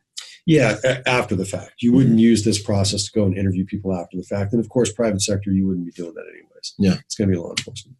But having that skill set and knowing how to read the behavioral response, knowing what it means, sticking to a very specific kind of guideline of process of questioning and funneling it from broad questioning down to specific questioning, that's a very specific skill set that I see as kind of the highest evolution of a protection / private sector intelligence professional. Awesome. So it's something that it's really kind of the crown jewels of that skill set, and all it does is when you walk out into the world, it's like, the Matrix, man, you're seeing so much more information. You're seeing the red dress now. Yeah. You're seeing it. Yeah. And I like, because psychology's been one of my things. Man. Yeah. And clearly, since I started taking all those courses and consuming all this content on it, the world looks different. You can see behind the veil. You're talking to people, and just the experiential information, the data points that you're able to key in on and pick up and understand about the behaviors. You're speaking a different language sometimes.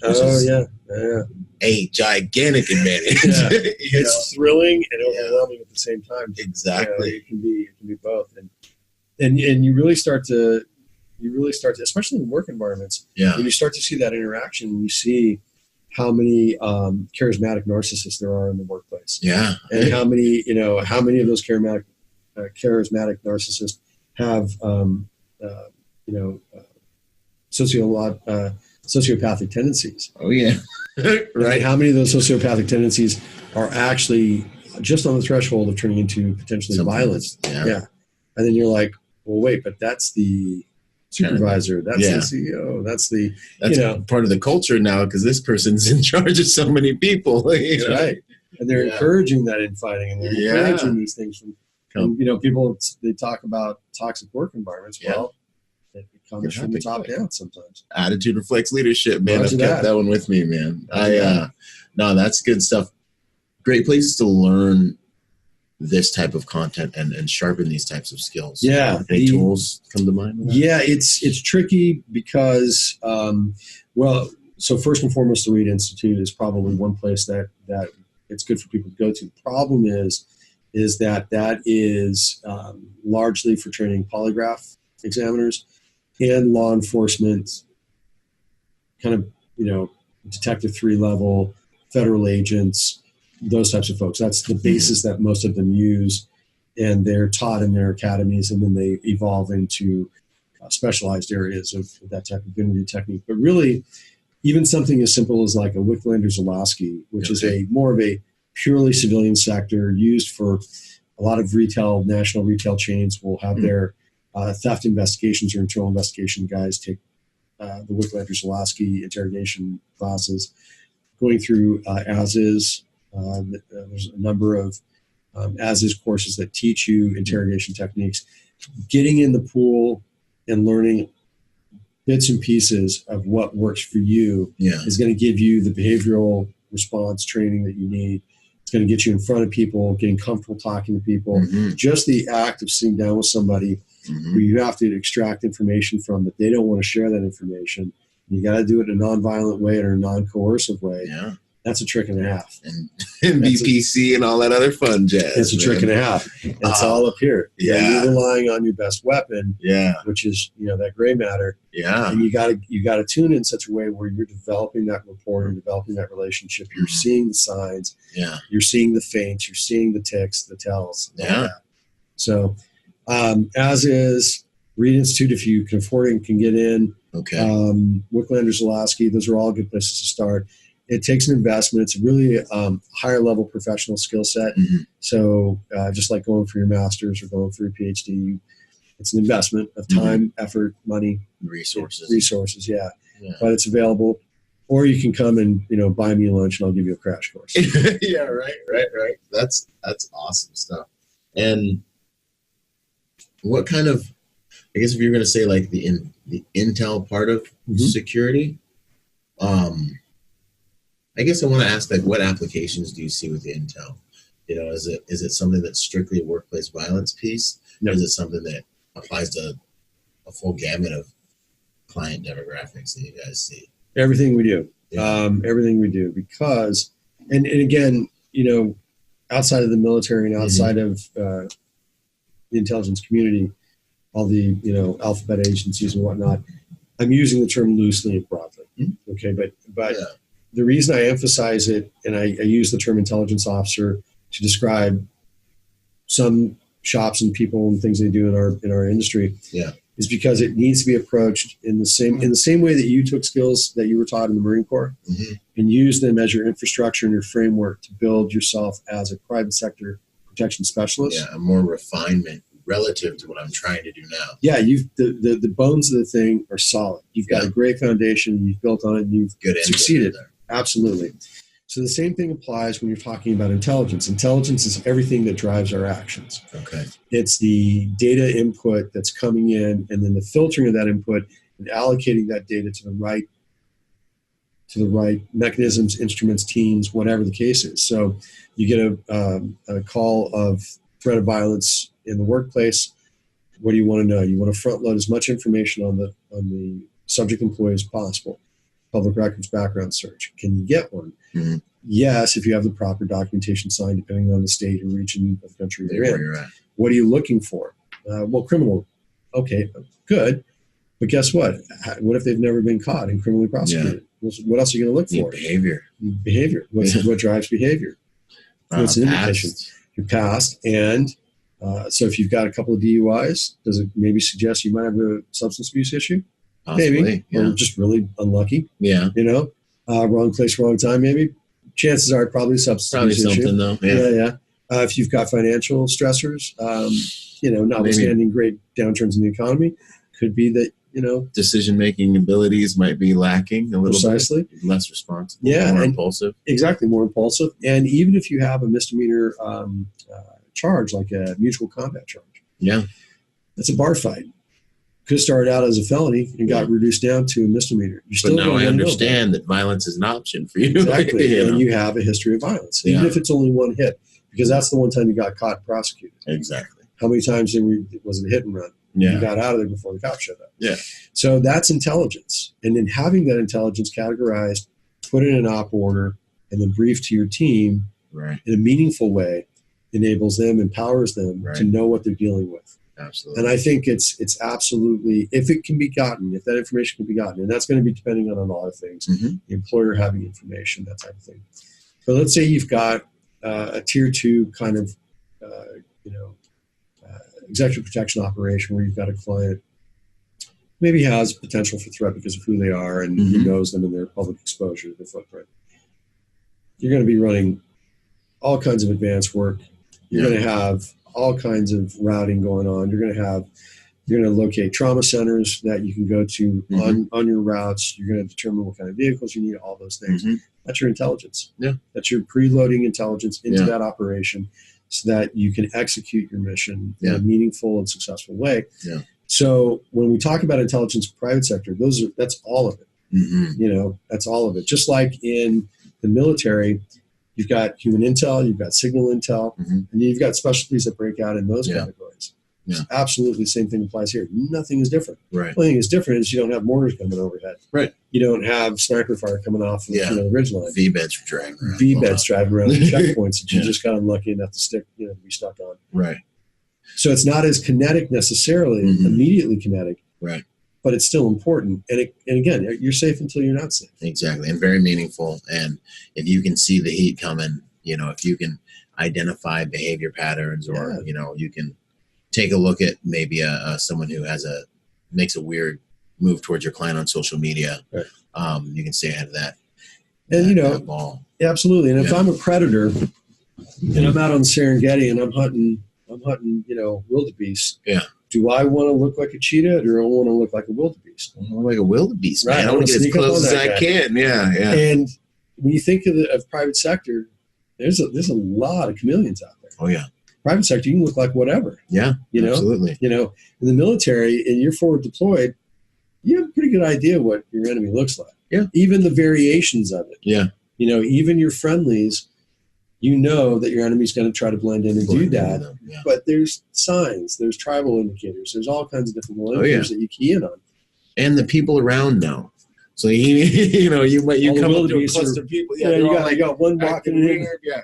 Like, who's that? Exactly. Yeah. But out in the civilian world, man, they're just living their life. Who's who in the zoo? Yeah. That's right. Exactly. It's hard to tell. So you've got to be even more acute and dialed in. And so your intelligence aspect of it and getting your mind around that is even more critical and more acute. And this is where, again, borrowing the phrase from Travis Haley, thinkers before shooters. Yeah. Critical. You've got, I would rather have a guy who's not as tactically experienced, but is intellectual and willing to think and apply this. Yeah. Because that brain cage unit is what's driving everything. Yeah. And be that thinker, really kind of be thoughtful about these things. We can teach them the tactical. Yeah, absolutely. If you got this going on, we can teach you all the other skills. And you'll run into, for every one tactical problem you might ever run into, you'll run into about 500 other problems that can curb your company, and knock you out of the game that have pretty much mostly to do with thinking and your problem-solving abilities. And your client will assess those abilities That's exactly on an right. almost daily basis when you're working with them. A mildly irritating thing for you could turn into a disaster for the account of the client. Yeah, easily. And it's an interesting dynamic. And what I love about this interview and interviews like this is just I just love kind of crushing that whole, executive protection, bodyguard, it's not so much about, you know what I mean? Like, what do you think of when you hear this? Well, when I hear the term bodyguard, yeah, I know right off the bat, again, if it's a client, if it's a civilian, they don't know better. Yeah. If I look at a candidate's CV and they've got the term bodyguard anywhere on their CV, I'm sorry, sir, we don't have anything for you. Yeah. I'd rather see doorman yeah. there or bouncer, mm-hmm. because at least I know they're being real about it. And they're actually being honest, and they're not being like, real. Because that's a specific trade. Yeah. That's a specific skill set. Mm-hmm. Doorman, very specific skill set. And in fact, I can do a lot with a good doorman. Yeah. Especially if it's a high-end joint. Yeah. I can do a lot with that because you got people skills, you can talk, you can assess quickly. Yeah. You're critically thinking, you're looking at these IDs and deciding who's legit. There's no shame in that. I got a room for you. We can mold that. Mm-hmm. If I got somebody who shows up and they're a bodyguard, because the term just, where it even come from, and then just the ideologies around this term and what it brings with it in terms of just the bravado and behavior and all these different things. You just know right off the bat something's wrong with it, and there's something amiss, and there's a misperception. There's a lack of introspection on that individual's mm-hmm. part. And realistic understanding probably of what the job entails. Absolutely. And then you got to start wondering about their CV and, what's real, what's made up, and mm-hmm. all that jazz. And if I'm asking that question already at that point, I'm polite, I'm professional, right? But I kind of send them on their way, and just wish them the best luck. Good luck. Mm-hmm. Absolutely. I don't think we're the shop for you. Yeah, absolutely. No, that's exactly how I look at it. And also with the private security profession now, I feel like there's a place for almost anyone who's a thinker, Absolutely. It's not a male female thing. No, this game. If we could find a lab at Langley that could grow female operators in a petri dish, right? Like I'll good take ones. all of them. I'll take all of them. Yeah. Because they are, for private sector, they are the gold standard. Yeah. You get a good one that you get a good away. Yeah. They are good, man, because the good ones are always thinkers before shooters. They have to. They probably haven't had to use super sharp. Yeah, exactly. Yeah. And they don't get affected by ego. They don't engage their ego. Yeah. They don't play that game because mm-hmm. they've risen above that. They mm-hmm. understand that's it's non-starter. Yeah, absolutely. Yeah. And as well as I do, I get the calls all the time, like, "Hey man, you got a good female?" And I'm like, but she's at home and she doesn't work in the business. Yeah, exactly. Or I know one or two, Right. So ladies, if you're listening, if you can manage your ego, work hard, beat the other agents in the game, and hold your own in terms of thinking and moving and managing. That's right. That ego and managing that emotional intelligence that we all have to have in this game. You can win. I think you can win even quicker. Absolutely, much quicker. The field's thinner. It's exactly, and you already are going to be able to stand out and be more applicable in private sector than most guys. Yeah, and ultra relevant.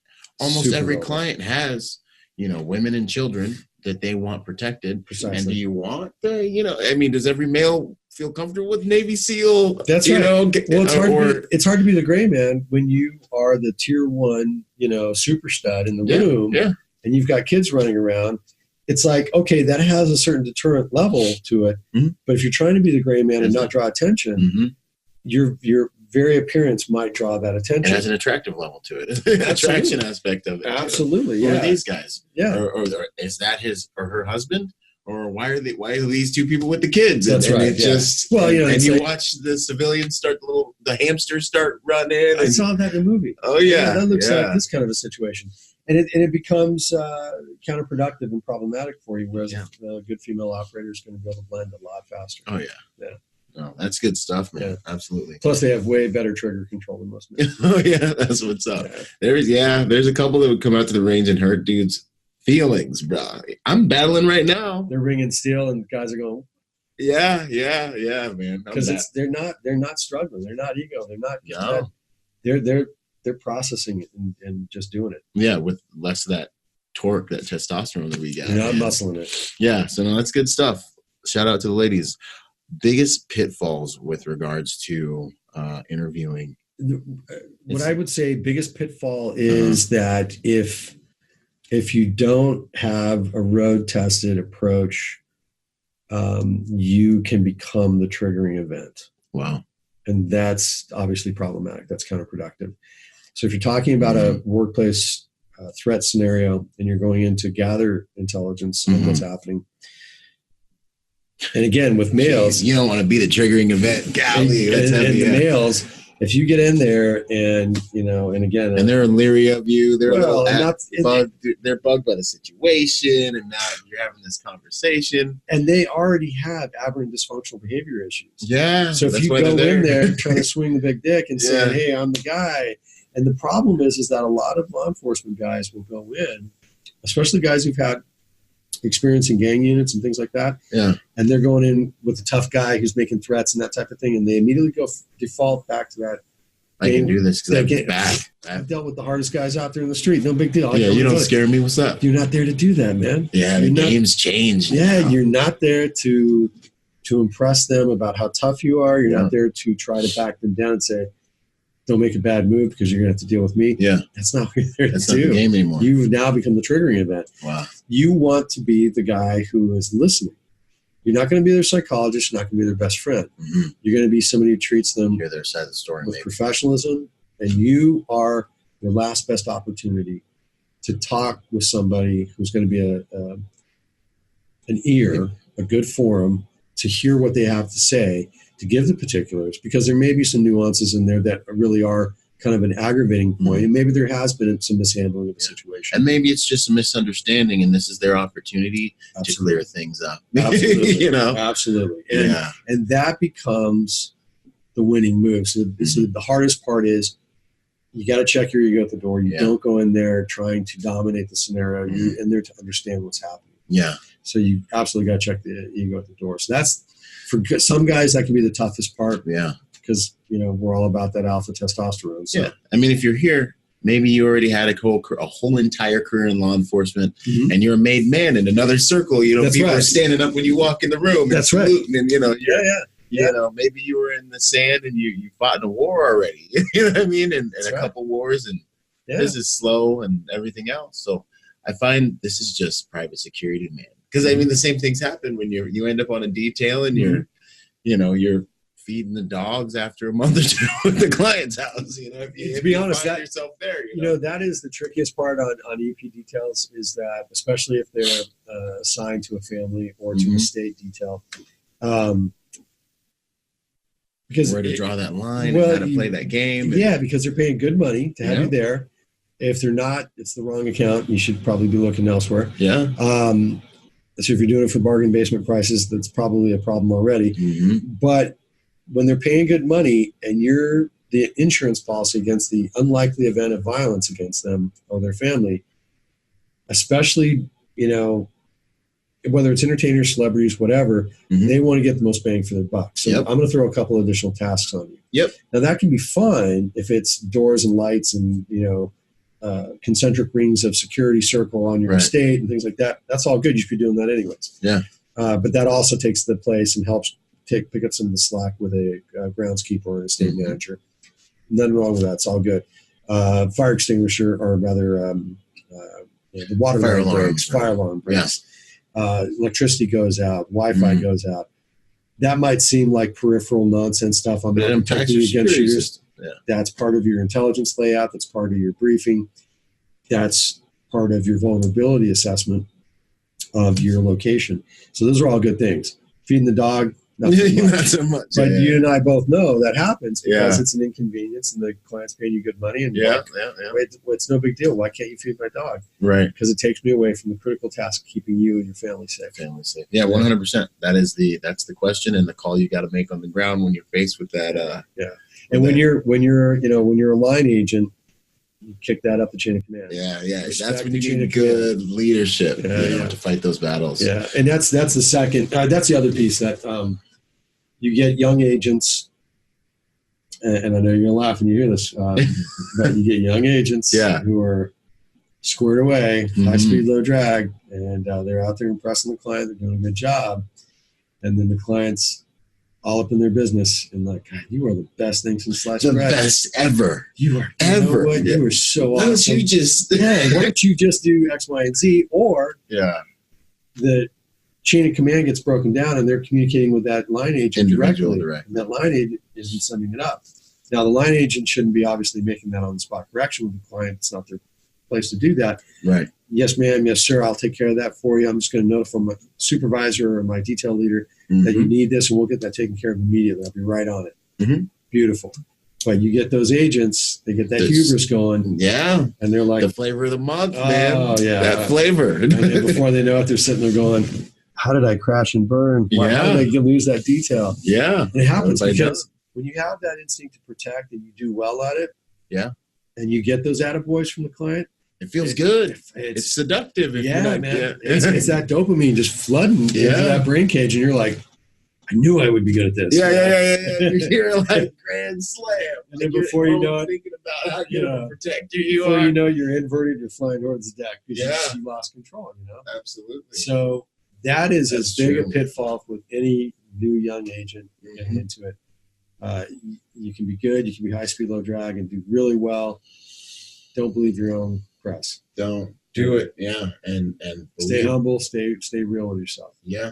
And lean on your team.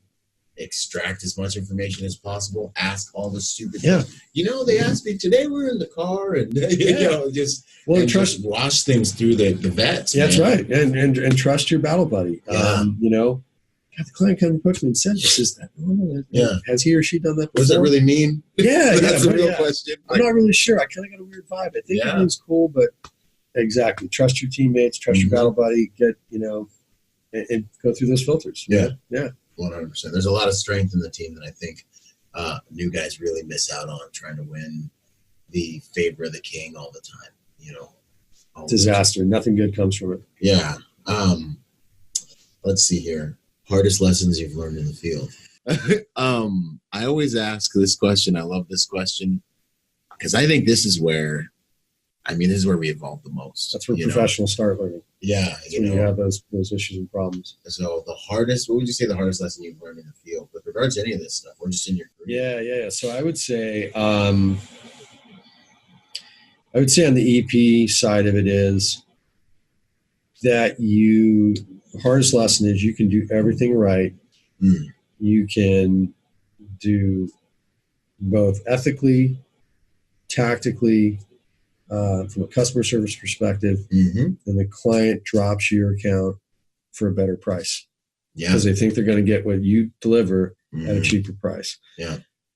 And because you're starting from a foundation of you want to help people, you want to do good, you want to protect people, and you're willing to invest time, money, and effort in your time, in particular your life, protecting people, and then when they discard it like it's a dry cleaning service, that can be a hard hit because you invest a lot into this product, right? If your heart's in it like ours is. Exactly right. And so you look at that, and it's hard the first time it happens to not take it personal because you think, what did I do? What did I not do?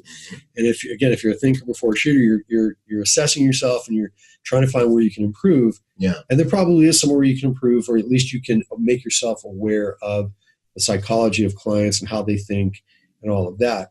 That's and then perspective. Stepping ahead of that and realizing, have a factual assessment of your skill set. If you can improve something, do it. Fine tune it. All that's good. If there is or there isn't, that doesn't matter. Understand you are a self-contained skill set. Yeah.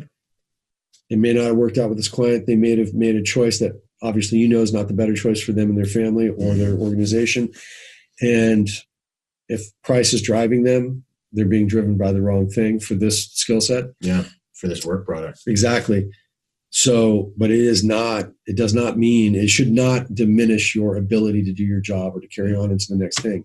It should not overly harden you, and it should not overly weaken you. Yeah. You've got to stay in that sweet spot, in that zone. Can't get bitter about it. No. Can't let it poison you. No. Affect your identity, your work product. That's right. Jaded. As long as you're good with your own self-check. And of course, as we know, self-check, it's like before you jump out of an aircraft, before you click that static line, you got your buddy checking checking your parachute in the back. Yeah.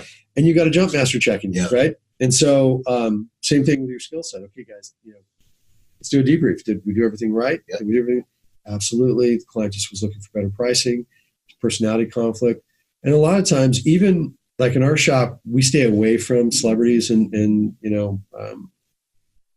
those types of personalities for all the obvious reasons. They like the appearance of protection. They don't like the cost and They the don't like the reality of maybe the a little discipline. inconvenience. Yeah, exactly. Yeah, the discipline of being safe and protection. So even the corporate types that are more business-minded and oriented, they sometimes will drop an account purely based on economics. Yeah, numbers. Right, because they're constantly, their business That's head their is, world. I'm looking for better, the same service or better at the same price or better price. Yeah.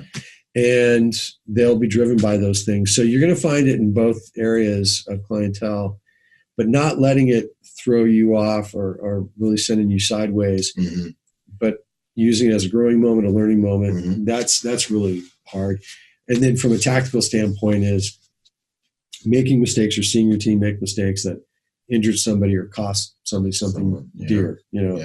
Fortunately, knock on press wood, haven't had that happen where it cost anybody life or limb. There's been injuries. People have been injured that have, and it was just overreaction, inexperience, bad planning, hubris, that kind of thing. Yeah. But to see that happen, it happened on our watch, on my watch. Yeah. It's I get upset about it, but I start to immediately go in and go, you're leading these guys. What happened? What's going on? How did you let them down where they thought that was cool, or they could do that, or that was the thing that worked? And so as an individual out there working this business, continually self-assessing, honestly, and then asking your battle buddies, what am I doing wrong? What can I do better? In your opinion, taking that criticism and then, making it into something real. It's one of the most valuable things in the world.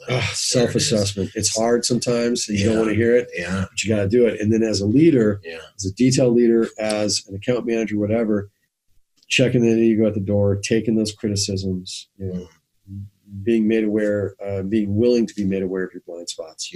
Huge. Checking the ego once again. Because what are you trying to do? You're delivering service to a client that can impact their life or their family's life forever. You owe them that honesty. You got to be real about it. So, and the most, how did they say it, man? It was beautiful. The most valuable respect earned is self-respect. Kind of the two things you said really come kind of back to when you're looking in that mirror at the end of the day. After the dust settles, no matter how it shakes out. Between you and your God and that reflection in the mirror, did you really do the best you're capable of? Exactly. And if you did, I believe you can, just like if you knew you fought well, I think you can sleep well. Yeah, drive on, man. Drive on. Tomorrow's a new day. That makes the biggest difference. That's good stuff. Yeah, absolutely. What would you say your proudest moment in the field was? You kind of touch on some of the antithesis of that. Well, so. Oh, and then one other thing, sorry, that just popped back in my head too. And then you talked about pricing and financial drivers for behaviors and clients. Something that I've done and something that I've seen, and you kind of touch on this, is like this private security. We're in this weird spot because clients, you're not bringing money in the door. You can show, if you're creative enough and methodical enough and diligent enough, you can show how maybe you save the client money, or you're a good investment, key performance indicators and things like this. But really, man, you're in this weird spot where you're like insurance. You're a cost center. Yeah, exactly. You're not a profit center. Exactly. But at the same time, this isn't the type of work product that you want to in any way. I mean, I just don't even deal with certain, like you're saying, client demographics, or once I hear certain language when I'm dealing linguistic choices from a client, I'm kind of like, I don't think this is. You're kind of courting your clients. You're dating your clients. You absolutely are, because it's got to work for both of you. Exactly. And if you're hanging on, and we both know that there's plenty of shops out there and individual agents that, you can get what you pay for. Yeah, exactly. They'll work in almost any circumstance, and God love them. Yeah, God bless them. Yeah, take care, man. And I hope the odds remain in your favor. But economic drivers are huge, and again, you've got to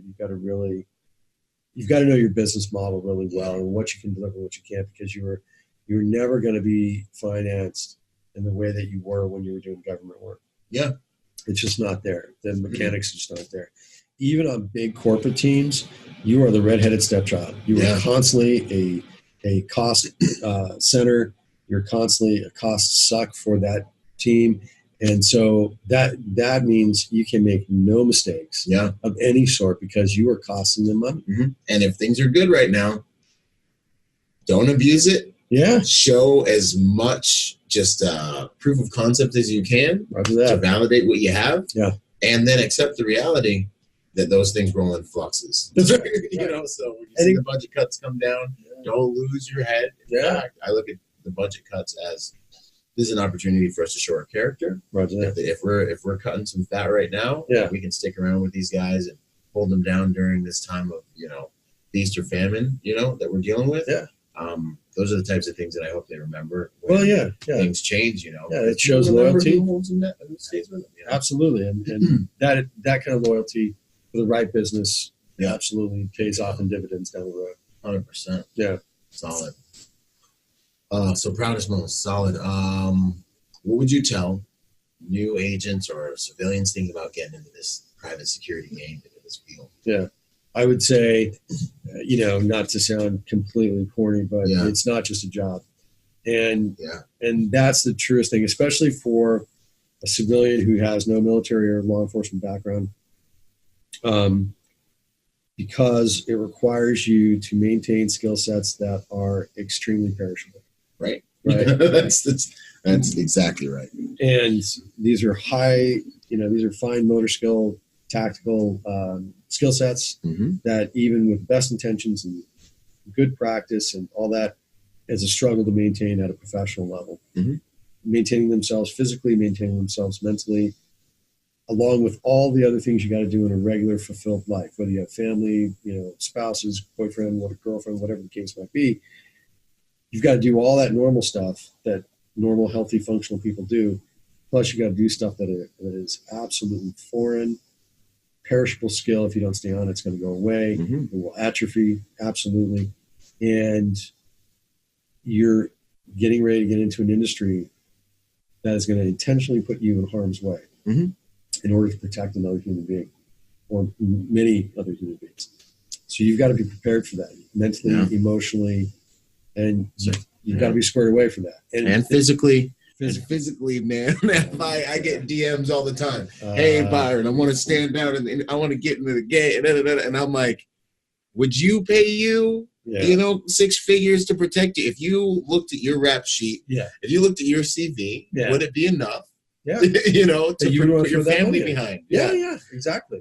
And being willing to do that and own that and be honest with yourself. That's where it starts. Man. You've got to be willing to do it from day one because it all starts day one. And do it again and again and again and again and again and again. And guess what? Here's a news flash. It doesn't get easier as you get older. Yeah, right. That's the game. It doesn't get easier as you get older. Yeah. But now it's like, you're in it too long to back. Yeah. I'm saying this to the ugly end. Heck yeah. So you got to have that tenacious mindset. You got to have that never quit mindset. It's like, it's like anything else in life, whether you're in academics, whether you're in, military, law enforcement. It's the drivers that push, the motivators that push all successful people. And I'm not talking financially successful. I'm talking about trade craft that not everybody can do. And you're willing to the odds are against you. You're willing to battle those odds and make yourself a better person. Yeah. Because from point A, to point Z, that is a life. That's a hell of a journey. Yeah. You're going to have great stories at the end of it. Yeah, and no one's going to believe you. No one's going to believe you. Single one of them, like, come on. Yeah, unless they were there. Unless you got guys that were. Swear to God. You can skin it, whatever. Yeah. And so, but it is I can tell you 17 years plus in the private sector. Yeah. It's fulfilling. It really is. It is what you bring to the table. Anything else. But really, really in this business, it is what you make it. And what you bring to it and what you invest in it. Yeah. And, it's not all good days. A lot of days are boring as hell, but it's just more time for you to hone your skills and stay focused. So, absolutely, you've got to be real about it. It's a trade craft. It's a trade. It's a skill set. It's not just a job. Yeah, it really is a lifestyle. And what I think also I hear you saying, Barry, is like initiative, man. Yeah. High level of initiative. Yeah. You got to be that self-starter. Yeah, because your clients probably aren't going to make you go to the gym. Your clients probably aren't going to make you continue to invest in yourself with audiobooks or put yourself through more courses, you know, they're just going to think you're a professional. They're just going to look at you and think that you're Superman, and, you know, and you don't want to be found out. And so I think it's huge. Yeah. That initiative too. Like you were saying your principles, I don't remember off the top of my head, but a lot of them, to me, I heard like initiative, man. Absolutely. Take the initiative from the enemy. Yeah, exactly know, really. Right. That's exactly right. You have to be the one to be in control of that environment and you know, and when dominate the fight that starts. Yeah, absolutely. Yeah, that's awesome. Daily rituals or any just rituals you think that make you a better person or make you better at what we do? Yeah, no, absolutely. It's going to sound kind of Cannon Road because it's you know, probably because it's real, it's timeless, and because it works. Right? A lot of people do it this way. So you've got to, you know, on all levels of your being, you've got to engage all of those things. Your emotional, physical, mental, spiritual. You've got to engage all those aspects of your being because you are that whole being. Yeah. So kicking off, you got to have for me, my physical routine, my workout routine is always in the morning because I'm just that guy. I'm right. Some guys are night guys, and that's cool. Mm-hmm. You know, some guys are midday guys. For me, it's like getting up and making that bump. You got to do it. It starts the pattern. It starts that initiative. So for me, I've got my workout routine, which ebbs and flows depending on where I'm at in my cycle and my plateau. Mm-hmm. As I've gotten older, it's more real strength stuff that I'm looking at. So it's a blend of CrossFit, body weight exercise, because I'm looking at the long haul now, a little bit of free weights and anaerobic exercises. Awesome. So that has kept me focused and all that. The other piece is nutrition. You've got to know, you know, I'm a geek foodie all the way down the line. And so I love cooking, always have, you know, from skinning snakes out in the back, you know, woods to supplement MREs and all that shit. All the way to now where I'm the primary cook in the family. Okay. I come home after a day when I'm not traveling, and I'm the one putting dinner on the table because I love it. That helps me decompress. So, but knowing what you're eating, it's therapy. Yeah, it's absolutely therapy, and it's getting you in relation to your food and what you're doing and all that. And so you got to have a plan about your nutrition. Don't the empty calories. Trying your best you can not to eat out of a box. Yeah. And make it real. You know, make it worthwhile. So, you know, have your routine that sets your pace for the day. You know, set your food, make sure you're feeding, putting fuel in the tank that you got to do. And fuel being isn't conscious. Just a cup of coffee. Yeah, exactly. Being conscious of those decisions will get you to a much more high quality place. Absolutely. Than being unconscious and being, you know, reacting and I gotta grab this fast food real quick. Playing catch up and all that jazz. And then you feel like crap and you're nodding off on the drive back from Beverly Hills. That's right. That's exactly right. Yeah, because you got crap in the tank. Yeah, exactly. And you're getting fat now because you're sitting more than you used to back when you were out in the sand doing what you were doing. That's right. Yeah, when you're not burning, you know, 3,500 calories a day just moving around, carrying trash. Yeah, you know. Yeah, you got to figure that other piece out. And the funny thing is when you get the nutrition part right, and you're mixing in the physical activity, whatever your workout routine is, they don't have to be crazy. And again, you're striving to be the consummate gray man. Mm-hmm. Doesn't mean you need to stand out. Yeah. So figure out your body type, just like you know, Pat Mack says. You know, figure out your body type. Are you a 64 Mustang? Are you an Impala? Or are you a Ferrari? Yeah. You know, figure out where you're at. There's no shame in any of it. Mm-hmm. Own it. Be honest. Check the ego, and do what makes you right. Yeah. And when you are eating that way and you're putting in proper fuel the majority of the time, you can afford to eat the crap occasionally. When you're on the fly, you can afford whatever I need. I need some carbs, even if some of them are empty carbs right now. Yeah, because this is what calories. I'm looking at. We're about to be going till 3 a.m. I just got to bridge. That's all I got to do. I got to bridge that point and then, you know, or plan accordingly. So work out, get that started in the morning. Make sure you're fueling up properly and doing the right thing, which obviously includes hydrating. Yeah. And then for me, on the drive, I'll plug in. I've got Pandora feeds that are specifically set for my mindset. So for me, music is a huge thing. Awesome. And that, depending on what I'm doing that day, what's on task for that day, it'll either get me set up for interviewing and relating to people and locking into that human experience and trying to interview and, you know, build that rapport with people. Or if I got to get out there and I've got to, you know, lead a detail or, you know, put myself in harm's way, more than normal, then I've got a different kind of soundtrack for that. Awesome. And I get myself tuned up for that. In state for that. Right. Fantastic. Yeah, set that mindset. So it's I get that going, and then I'm launched into my day in freaking chaos. Yeah, fighting the hordes of busyness. my beautiful plan, my serenity moment, my Taoist moment, goes to hell in a handbasket, and then I just dive in. So but you're so much more just well prepared. It's like you carry this like, I don't know how, you just armored, and that's right. You're even biochemically prepared for it with all the endorphins that you've already released, and the nutrients in your body, and things are hitting you, and you're just kind of like able to take it way more in stride, psychologically prepared. Absolutely prepared. And then level. It really carries you through those tough times. And then during the day, you've got to take time. And this sounds ridiculous, but you got to take time to laugh. Yeah.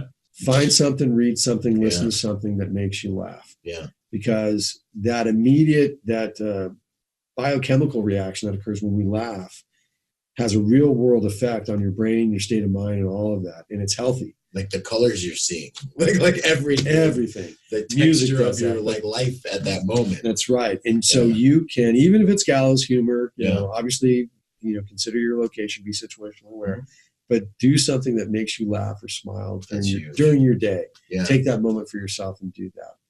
And then, as the case with a lot of alpha, drivers, you've got to, take time for your spiritual nourishment, whatever that is to you. Mm-hmm. For me, I'm a Taoist. And,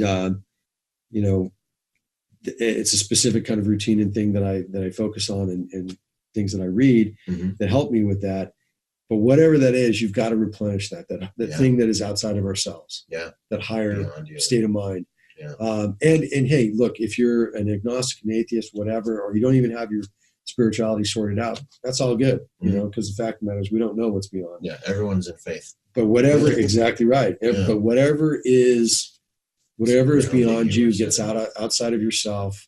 One, it replenishes you, whether you realize it or not spiritually, whether you relate to having a spiritual replenishment. But two, it gives you perspective. Yeah. And perspective, like an eternal perspective, is so huge. So especially with what we do. Yeah. Because at the end of the day, on the protection aspect of it, but also on the investigative aspect and the intel aspect, we are preparing every day, ideally at our best state, to ensure that the people we are tasked with protecting never have to experience violence. Right. Simultaneously, that we never have to envision violence onto another human if we don't have to. If we do our job right. Yeah. The moment we have to envision violence onto somebody else in order to protect ourselves, our teammates, and our protectees is a bad day. Yeah. But it may happen, and you have to be prepared to do that. And if you're not squared away physically, spiritually, mentally, emotionally, can destabilize you big time. You might not be ready even. Right. And you may not even realize you're not ready until that moment. You're not ready. And then that's a really bad day. Yeah. So all those things, I have the benefit of hindsight and wisdom to know that, over the years I've refined it, but that's my routine. Yeah. Engage the body, engage the emotional content of yourself, engage the spiritual aspect of yourself. Yeah. And find happiness in your moments and everything you're doing. 100%. That's awesome, man. And that, I agree with you 100%. That's for me too, man. Yeah. By the time I hit my day, I'm like a rocket. Like I'm coming at that thing. Even if I can't make it to the gym, it's a mindset. It's a get in state thing, and training yourself to be able to get in that state too. I can't tell you how many times I've been like sitting in the back of in a chase vehicle on like a Christmas or, or when I didn't want to be there. Yeah, feeling bad for yourself. Yeah. And then just, being able to just whip out that like gratitude and be like, hey, bro, you know what? You ain't in the sand. You're not cold blood. You're cold blood right now. How hard is this really? No one's really actively trying to kill you. You get to go home to warm bodies. That's right. You can have a hamburger later if you want one. That's right. You know what I mean? And you're just so blessed. What's the saying? I think it was D.H. Lawrence who said it. Never seen a wild thing feel sorry for itself. Yeah, man. It's the truth. It is the truth, man. Some people are going down to coal mines to get to work right now. Yeah, right. 4-year-olds bellies exploding with all kinds of stuff overseas because they have got parasites and things, and we see a few of those things. You get some perspective. You get perspective. Yeah. So that's awesome. This has been a great time. Yeah, man. I appreciate the opportunity. I really appreciate. Yeah. And you know what I got to say, thank you for taking the time and the initiative and the effort, because this takes effort to want to share knowledge at this level. Yeah. That is an incredible thing, and it speaks volumes about who you are as a human being. So thank you for doing it. I appreciate that, man. Yeah. Rising tide lifts all ships. Roger that. I really try to contribute. I guess it's something that really drives my behavior. Yeah. So that's awesome. It shows. It shows, man. Keep it up. Heck yeah. Thank you. And so where can people find you nowadays? Where do you? Yeah. So it's links and websites and all that good stuff. So it's www.taloncompanies.com. Okay. That's the master page. From that landing page, you can launch out to Talon Cybertech, Talon Executive Services, and Secure Strategies International. Awesome. So again, www.taloncompanies.com. Awesome. And that gets you where you need to be to find us, and fairly easy. I have to say, I'm not a social media guy. I don't have a lot of time for that, but that's the best place to find me. And then anybody that knows you will find me. Yeah, good to go. I appreciate that. Thanks again for thank you so much coming on with us. Absolutely, yeah, it was a pleasure. Awesome. All right. Boom. And to support this podcast, go to executiveprotectionlifestyle.com and contribute to our Patreon account. That Patreon account is what helps me make this podcast possible, contributing to this brand, what we're doing here, making it so that I can bring better guests on, making it so that we can plan more events and just expand the contribution to the private security industry, and also to making America a safer place by teaching people how to protect themselves and the mindset behind that, the lifestyle behind that. You guys are already killing it. $1 a month, $5 a month, $10 a month, $20 a month, whatever you can do that you know you would probably just lose in the mattress anyway or spend on McDonald's. Hey, you want to put it towards something that's going to good use, put it towards a podcast, and get involved in our Patreon account at executiveprotectionlifestyle.com. And if you want to find me, that's ByronRodgersMotivation.com. Do whatever you can, contribute whatever you can to that Patreon account, because it makes all of these things possible, ladies and gentlemen. So much love. Thank you, and thank you for making those contributions. You guys rock. We're already doing amazing there, and it's just because of you guys. So thanks once again for those contributions. Boom. I hope you guys enjoyed that episode of Executive Protection Lifestyle Podcast.